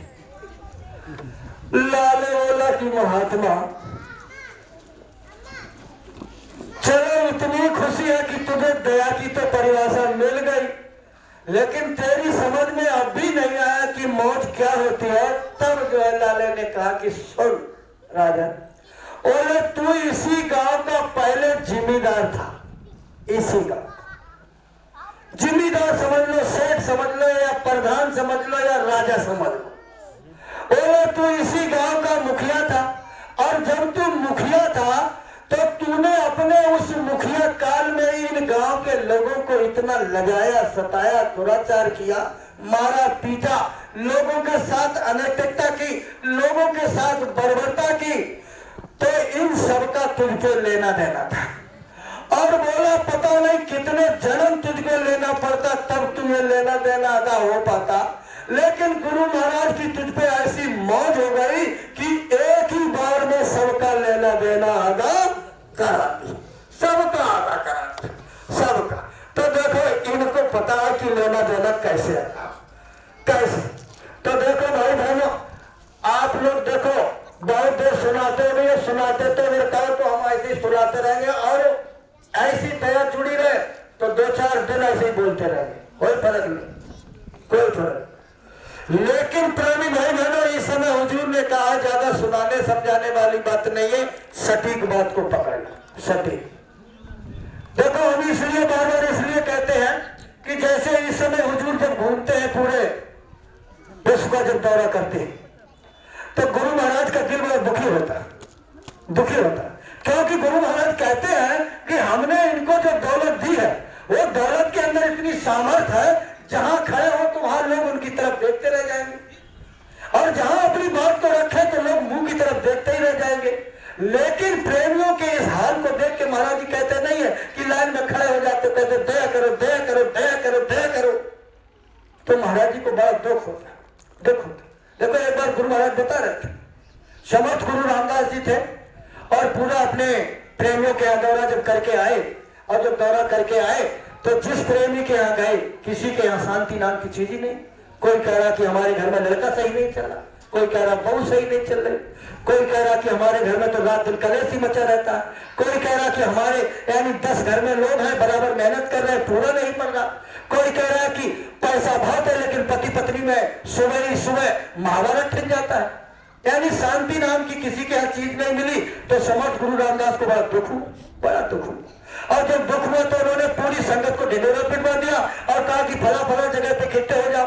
जैसे अभी डॉक्टर साहब ने ये व्यवस्था कर दी, क्योंकि इस समय पे वक्त की बात थी, तो डॉक्टर साहब ने पूरा प्रयास किया और सूचना दी कि लोग आ जाएं और वक्त की बात को समझ लें, क्योंकि इस समय जो जरूरी काम है उसके लिए देखो। तो ठीक इसी तरीके से सूचना दे दी कि संगत के सब लोग इकट्ठा हो गए। अब जब सब लोग इकट्ठा हो गए तो समर्थ गुरु ये जानना चाहते थे कि आखिर ये लोग दुखी क्यों, दुखी क्यों। तो अब उनके अंदर ये प्रश्न बना, और प्रश्न जब बना तो एकदम जो है समर्थ गुरु जब मंच पर आए तो लंगड़ाते हुए, लंगड़ाते और कराते हुए और आके मंच पर बैठ गए और बैठ के बोले कि बच्चा अब ना तो मैं सत्संग दे पाऊंगा और ना तुमको दर्शन दे पाऊंगा। यानी कहने का मतलब मेरा स्वास्थ्य बहुत खराब है, इसलिए जो कहने का मतलब। और लोग वहां बैठे थे और भी लोग खड़े थे। अरे बोले सरकार तो आपका स्वास्थ्य सही कराया जाए, वैद्यों को बुलाया जाए। अरे बोले वैद्य डॉक्टर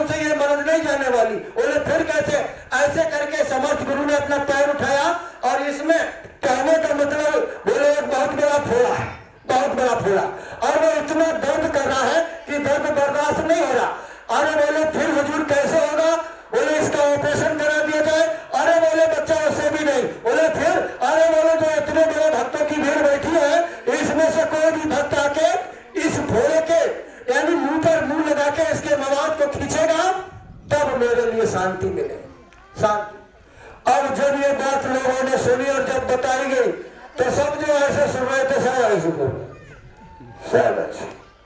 पुराने भाई बहन हम इसलिए कह रहे, अगर इस नामधनी से चुप गए तो कौन सा समय देखने को संत के पास आऊंगा अगर रहा तो, क्योंकि काल दयाल की टक्कर चल रही तो कोई गारंटी नहीं मैं ही बच जाऊं। अगर बच गया तो तुम सब लोगों से मिलूंगा, क्योंकि गुरु महाराज ने कहा है, अभी क्लिप आई है कि आगे एक समय आएगा लोग भजनानंदियों के पास जाएंगे कहेंगे कि हमारे घर में ये आफत क्यों है, हमारे तो परेशानी क्यों नहीं दूर हो रहा है। तो इसलिए गुरु महाराज की दया रही और मालिक ने दिया समय मिलूंगा। और ये निश्चित याद कर लेना, जो लोग इसमें भाग ले गए सब खुशहाल ना हो जाओ, सब यानी माला माल ना हो जाओ तो बाबा जी की बात मत करना। इसलिए प्रेमी भाई बहनों, समर्थ गुरु ने जब ये बात कही सब नीचे डाल गए, सब डाल गए। तो उसी सभा में आप सुने होंगे महाराजा शिवाजी का, उस समय उनकी उम्र मात्र 13 वर्ष की थी। शिवाजी भी उसी सभा में बैठे हुए थे, छत्रपति शिवाजी जो थे उसी में बैठे हुए थे, 13 वर्ष की उम्र थी।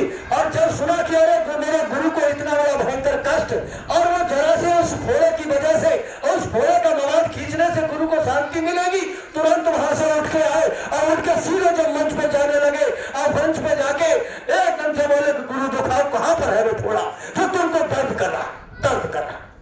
एकदम से समर्थ गुरु रामदास जी ने इसे अपना पैर ऊपर उठाया और पैर उठा के, और जहां पर वो यानी फोड़ा था कहा लगा बच्चा यहाँ मुंह, और जब मुंह लगाया और मुंह लगाने के बाद जब उसको खींचा उन्होंने बोले हुजूर बड़ा मीठा है, बड़ा स्वाद आ रहा है, बड़ा यानी कहने का मतलब एकदम से महात्मा जी ने कहा कि बच्चा मैं जिस प्रश्न का उत्तर लेना चाहता था वो मुझे उत्तर मिल गया।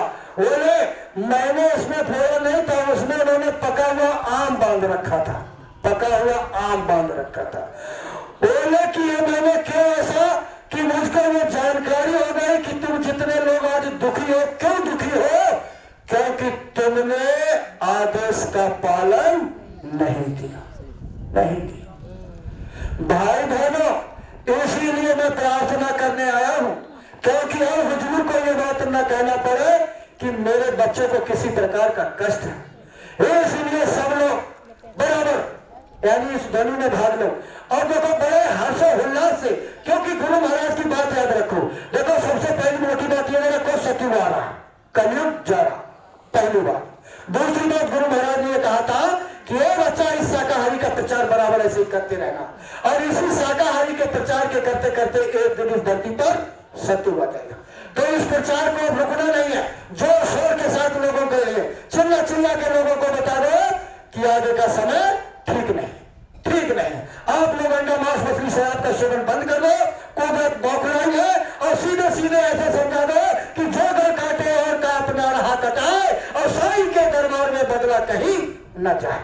जिनको तुम काटोगे, जिनको तुम मारोगे, जिनको तुम लड़ाओगे, सताओगे, गुरु महाराज कहते हैं कि एक दिन ऐसा आएगा, एक दिन ऐसी परिस्थिति बनेगी जिनको तुमने काटा है भाई तुमको भी काटेंगे। इसलिए भाई बहनों, निवेदन प्रार्थना, लोगों के ऊपर दया करो, लोगों पे तरस खाओ, जीवों पर दया करो, जीवों पर रहम करो, क्योंकि प्रेमी भाई बहनों गुरु महाराज कहते हैं सब मन प्रिय सब मन उपजाए, सबसे अधिक मनुज मोह आए, सब मेरे पैदा किए हुए हैं, सब मुझे प्रिय है। इसलिए भाई बहनों प्रार्थना करने आया हूं कि आप लोग शुद्ध शाकाहारी रहो, जीवों पर दया करो, और प्रेमी भाई बहनों 24 घंटे में कम से कम 3 घंटे बहुत ध्यान से सुनो। ये मत कहना कि कोई बात छोड़ के गए, जितना ये गुरु महाराज की दया से बुलवा रहे बता रहा हूं, आप लोग नोट कर लो, यानी जितने सत्संगी हो 3 घंटे से कम ध्यान भजन। ये मत सोचा करो मन नहीं लगता, मन नहीं। अरे देखो भाई बहनों, जब से हुजूर ने आदेश किया है, जो लोग आधा घंटा नहीं बैठ पाते थे आज 6-6 घंटे 8-8 घंटे बैठ जाते। अपने जिले के अंदर ऐसे लोग हैं जो 8-8 घंटे बैठते अब भी बैठते हैं, ऐसी देर हो गई। लेकिन कौन से लोग जो गुरु महाराज के आदेश पर एकदम खड़े उतर गए, बैठने लगे और बैठने लगे और बैठने लगे, धीरे धीरे आदत बन गई। तो देखो 3 घंटे कम से कम बाबा जी ने कहा 9 दिसंबर को उज्जैन से ही बोले थे, बोले कम से कम यानी काल माया के नाना प्रकार के जो भयावह मुसीबत कष्ट ये दुख जो हमारे आपके ऊपर आ रहे हैं, जो तैयार खड़े हैं, इनसे बचने के लिए आप लोग कम से कम 3 घंटे साधना करो। साधना बैठो, मन लगे या ना लगे ये मत सोचा करो मन नहीं लग रहा, मत बिल्कुल बिल्कुल मत सोचो मन नहीं लग रहा। बस गुरु को याद करो, प्रार्थना करो, कहो गुरु से कि हे दाता दयाल दया करो, हमारे जो है जो कर्मों की गंदगी है मालिक ऐसी हमको सद्बुद्धि दो, हमारा जो है मन बने, हमारा भाव बने, हमारा जो है कहने का मतलब बैठने की इच्छा हो। ऐसे करके आप लोग हुजूर से प्रार्थना कर बैठो। और देखो इस समय जो दया उतर रही है, देखो सब लोग लग जाओ इस काम में, क्योंकि सत्य होने जा रहा है, इसलिए सब लोग लग जाओ। और देखो थोड़ा देखो, जब किसी चीज का कोई परिवर्तन होने होता है, महाराज जी कह रहे थे अभी, देखो कि तुम्हारे अंदर पावर आने जा रही है, और पावर जब आएगी तो महाराज जी बता रहे थे जैसे कोई दुबला पतला आदमी अगर कोई जरा सी बीमारी बन जाए तो नहीं लड़ पाएगा, और अगर शरीर में जान है तो देखो उससे लड़ लेगा बीमारी से, और वो और को कोई कष्ट परेशानी उससे भी बचा लेगा। तो इसलिए आपके अंदर पावर आने जा रही है, उस पावर को लेने के लिए कुछ ना कुछ तो त्याग करना पड़ेगा। आप जितने लोग बैठे देखो 3 बजे उठने की आदत बनाओ, 3 बजे उठ लो थोड़े दिन, क्योंकि अगर ये अभी थोड़े दिन उठ लिए ना तो आगे आपका जीवन इतना खुशहाल होने जा रहा है, नहीं तो पूरा जीवन 3 बजे की बात करते हो पूरी रात आप लोगों को नींद नहीं आएगी, ऐसा समय आने जा रहा है।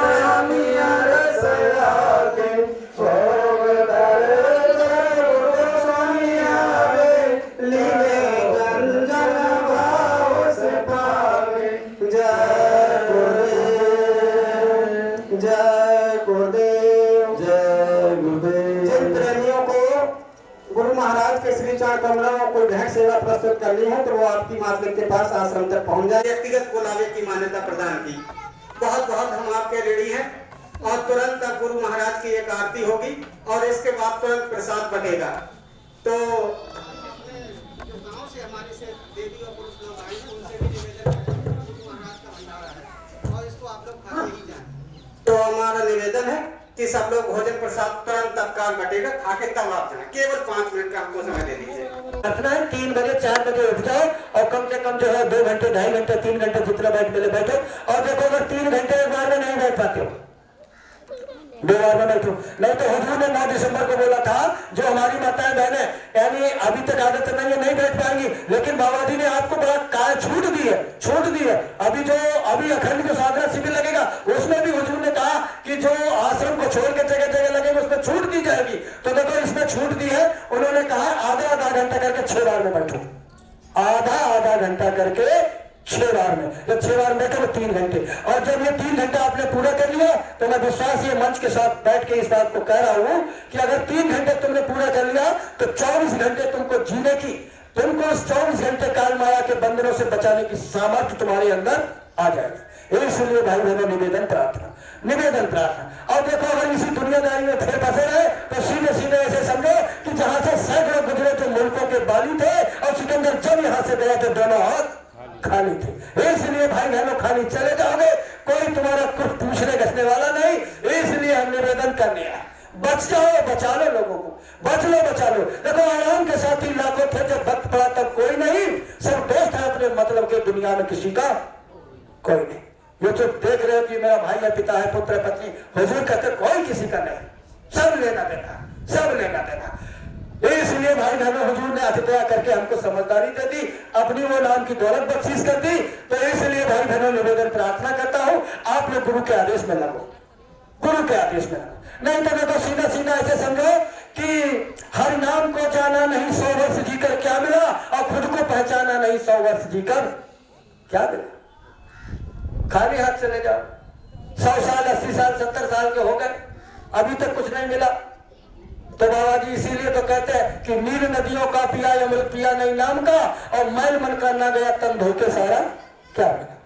नीर नदियों का पिया, उनके ऊपर कहते हैं कि कमाई तूने बंदे अपनी अंतिम श्वास तक, यानी अंतिम श्वास तक लोग लगे रहते हैं, शरीर नहीं चल रहा फिर भी लोग करते रहते हैं। की कमाई तूने बंदे अपनी अंतिम श्वास तक, और साथ कुछ जाना नहीं 100 वर्ष जीकर क्या कुछ नहीं जाएगा। इसलिए भाई बहनों हम प्रार्थना करने, निवेदन करने। तो देखो भाई बहनों समय भी हमने खूब लिया, अब देखो आगे थोड़ा बहुत तो कि कितना हम नहीं कह सकते हैं, फिर हुजूर की दया जो समझ में आया बोला। लेकिन निवेदन प्रार्थना ये है कि आप लोग प्रार्थना ध्यान भजन सुमरन सब लोग करते रहना। एक प्रार्थना, क्योंकि मैं जब आया था तभी मेरी इच्छा थी कि प्रार्थना बोलूं, क्योंकि मेरा जो काम बनाया था तो उसी समय मैंने संकल्प लिया था गुरु महाराज की प्रार्थना आपके चरणों में रखूंगा। तो आप लोग आंख बंद करके गुरु को याद करके बोलना, देखना देखना यही देखो, अगर न मिले तब कहना भाव से एकदम। देखो प्रार्थना जब भी बोलो, प्रार्थना का मतलब क्या, हाथ होके तीन होके मालिक से प्रार्थना प्रार्थना। तो आप लोग सब लोग मेरे साथ बोलना, उसके बाद मैं अपनी बात को विराम दे दूंगा। एक बार सब लोग प्रेम से बोले जय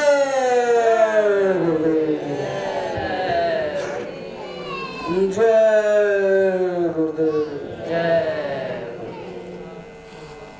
मेरे गुरुवर तुम्ही दो सहारा,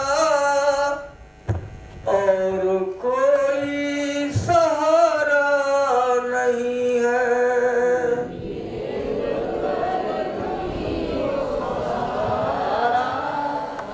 और कोई सहारा नहीं है। मेरे गुरुवर तुम्ही दो सहारा, और कोई सहारा नहीं है। मेरे गुरुवर तुम्ही दो सहारा, मेरा कोई सहारा नहीं है। अपना कह कर जिसे मैं पुकारूं, ऐसा कोई हमारा नहीं है। अपना कहे कर किसे मैं बुलाऊं, ऐसा कोई तुम्हारा नहीं है। मेरे गुरुवर तुम्ही दो सहारा, और कोई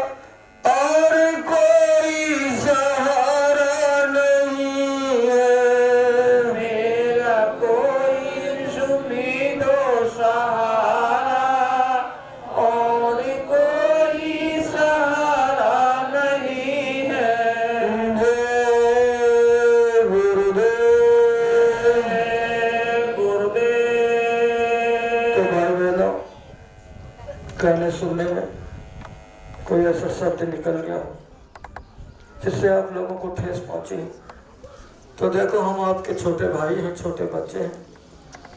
आप हमको छोटा भाई छोटा बच्चा समझ के क्षमा करना। एक बार सब लोग प्रेम से बोलो जय गुरुदेव, जय गुरुदेव।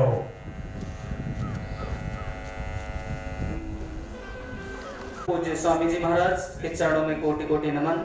इस समय वक्त के संसद गुरु देश ही नहीं पूरी दुनिया की संभाल को लेकर इस समय युक्ति नई नई निकाल रहे और हम सबको बचाने के लिए लगे हुए वक्त के संसद गुरु परम पूज्य परम संत बाबा उमाकांत जी चरणों में जी महाराज के चरणों में कोटि कोटि नमन एवं यहाँ पर उपस्थित सभी धर्म प्रेमियों को सभी को सादर सप्रेम जय गुरुदेव। जैसा कि हमारे वक्ता महोदय ने बड़े अच्छे से बहुत ही विस्तार से आपको सब मालिक का संदेश सुनाया, आप सब लोगों ने सुना।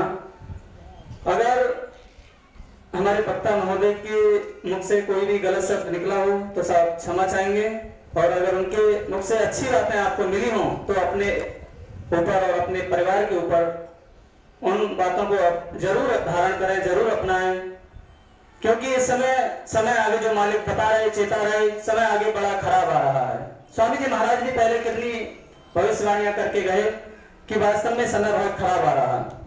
तो अभी बातें तो सारी हो गई, थोड़ी सी बात जैसे कि हमारे मथुरा आश्रम में एक विशाल मंदिर बना हुआ है। स्वामी जी महाराज ने अपने गुरु का एक दादा गुरु महाराज का चिन्ह बनवाया था। वैसे स्वामी जी महाराज कहते हैं संत मत में मंदिर का कोई महत्व नहीं होता है, स्वामी जी महाराज कहते हैं। तो लेकिन स्वामी जी महाराज ये कह के गए कि हमने अकेले संकल्प लेकर के इतना बड़ा इतना विशाल मंदिर बनवा दिया, और आप अपने गुरु के इतने से सेवा आप अपने गुरु का कैसा चिन्ह बनवाओगे। तो ये इन्होंने वक्त गुरु ने मौज करके हम सब लोगों के सहयोग से ये जो मंदिर रेवाड़ी हरियाणा में मंदिर बन रहा है, जिसमें बताया सतयुग का वो एक ऐसा चिन्ह होगा जिसमें लोगों को बहुत उससे लाभ मिलेगा, लोग विश्व के लोग वहां आएंगे। ऐसी जगह पे वो मंदिर बन रहा है, इतना विशाल मंदिर होगा, पूरे विश्व में ऐसी इमारत देखने को नहीं मिलेगी। ऐसा मंदिर बनने जा रहा है, बन रहा है, उसमें पत्थर बन लग रहा है समय। तो साहब उसमें अभी हमारे जनपद बदायूं के लिए सेवा का मौका मिला है, क्योंकि बारी बारी से सब सेवा चल रही है वहाँ, कभी किसी प्रांत की कभी किसी प्रांत की, मंडल वाइज सब लोग सेवादार जाते हैं। तो अभी 30 तारीख को हमारे बदायूं जनपद से भी सेवादार जाएंगे, अपने बरेली मंडल का मौका जो मिला है। तो सभी से हम प्रार्थना करेंगे साहब कि कोई भी जैसे धन सेवा सब दे देते हैं साहब, तन की सेवा नहीं कर पाते हैं, तो तन सेवा धन सेवा मन सेवा ये सभी जरूरी है। तो साहब इसमें कोशिश करें और अधिक से अधिक सेवा का उसमें अवसर निकालें, अपना समय निकालें, और 24-25 तारीख तक अपनी लिस्ट क्लियर होनी है। तो लिस्ट अपनी बन जाएगी, कौन कौन सेवादार जाएंगे वहाँ, तो अपने अपने नाम नोट करा देंगे साहब। 10 दिन के लिए जाना है मात्र, 10 दिन की अपने बदायूं वाले 10 दिन की सेवा करेंगे, उसके बाद में सब लोग वापस आ जाएंगे। क्यों बारी बारी से ये मौका आगे मिलेगा नहीं शायद, मुझे लग रहा है। हम भी एक बार गए थे, पिछली 2 साल होगी, लगभग 2 साल से अब नंबर आया है, पूरे भारत के लोग सभी जाते हैं नंबर। तो बस कहने का हमारा यही तात्पर्य, बाकी समय बहुत हो गया है, अब साहब समापन की ओर कहा जाए। मालिक का विशेष ये जो बताया अखंड नाम ध्वनि का, इसमें बड़े सावधानियां हम सबको बरतनी है साहब। नाम ध्वनि को लेकर के बड़ा अभी रात मीटिंग हुई, उसमें भी बताया गया ये खंडित ना होने पावे। जो भी एक सांस में बोल लेते हैं वो एक साइड में अगर बोल सकते हैं तो बोल लें, अगर जैसे कम संख्या है तो, और दूसरी साइड में सांस टूटने वाले हैं तो वो लोग इकट्ठे होकर बोल लें, ऐसा भी आया। लेकिन एक सांस में बोल लेते हो तो, लेकिन एक सांस में अगर नहीं बोल पाते हैं, कहने का मालिक का यही हुजूर का आदेश है कि पूरे भारत ही नहीं पूरे विश्व में जहां भी नामदानी है, जितने भी केंद्र लग रहे हैं उसमें उस नाम को पुकारा जाएगा। तो ये बड़ा हम बड़े सौभाग्यशाली होंगे, इसमें कोई भी छूटने न पावे। मैं एक बार सब लोगों के सामने एक बार नाम ध्वनि बोलूंगा, सब लोग सांस भर के नाम ध्वनि बोले तो आराम से बोल पाएंगे साहब। सांस अपने भरे उसके बाद में नाम ध्वनि बोले, और ये कहा जब नाम ध्वनि खत्म हो उससे पहले ही दोबारा दूसरी टीम बोलना शुरू कर दे, जिससे खंडित बीच में गैप नहीं हो पाए, एक भी सेकंड का गैप नहीं हो, ऐसा मालिक का आदेश है। तो इस तरीके से सब लोग बोलेंगे। एक बार भगवान के नाम को सभी लोग प्रेम से बोलेंगे, जय गुरुदेव, जय गुरुदेव, जय गुरुदेव,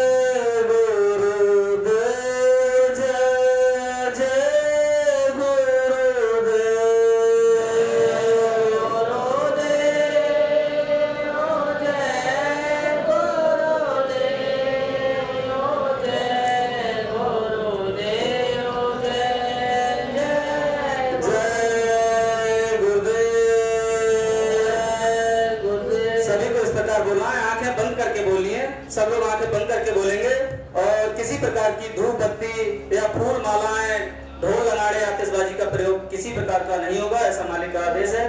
तो साहब क्षमा चाहेंगे अगर कोई बोलने में कोई गलत शब्द निकला हो, क्योंकि समय वैसे ही ज्यादा हो गया और हमने आपका समय लिया। जय गुरुदेव। तो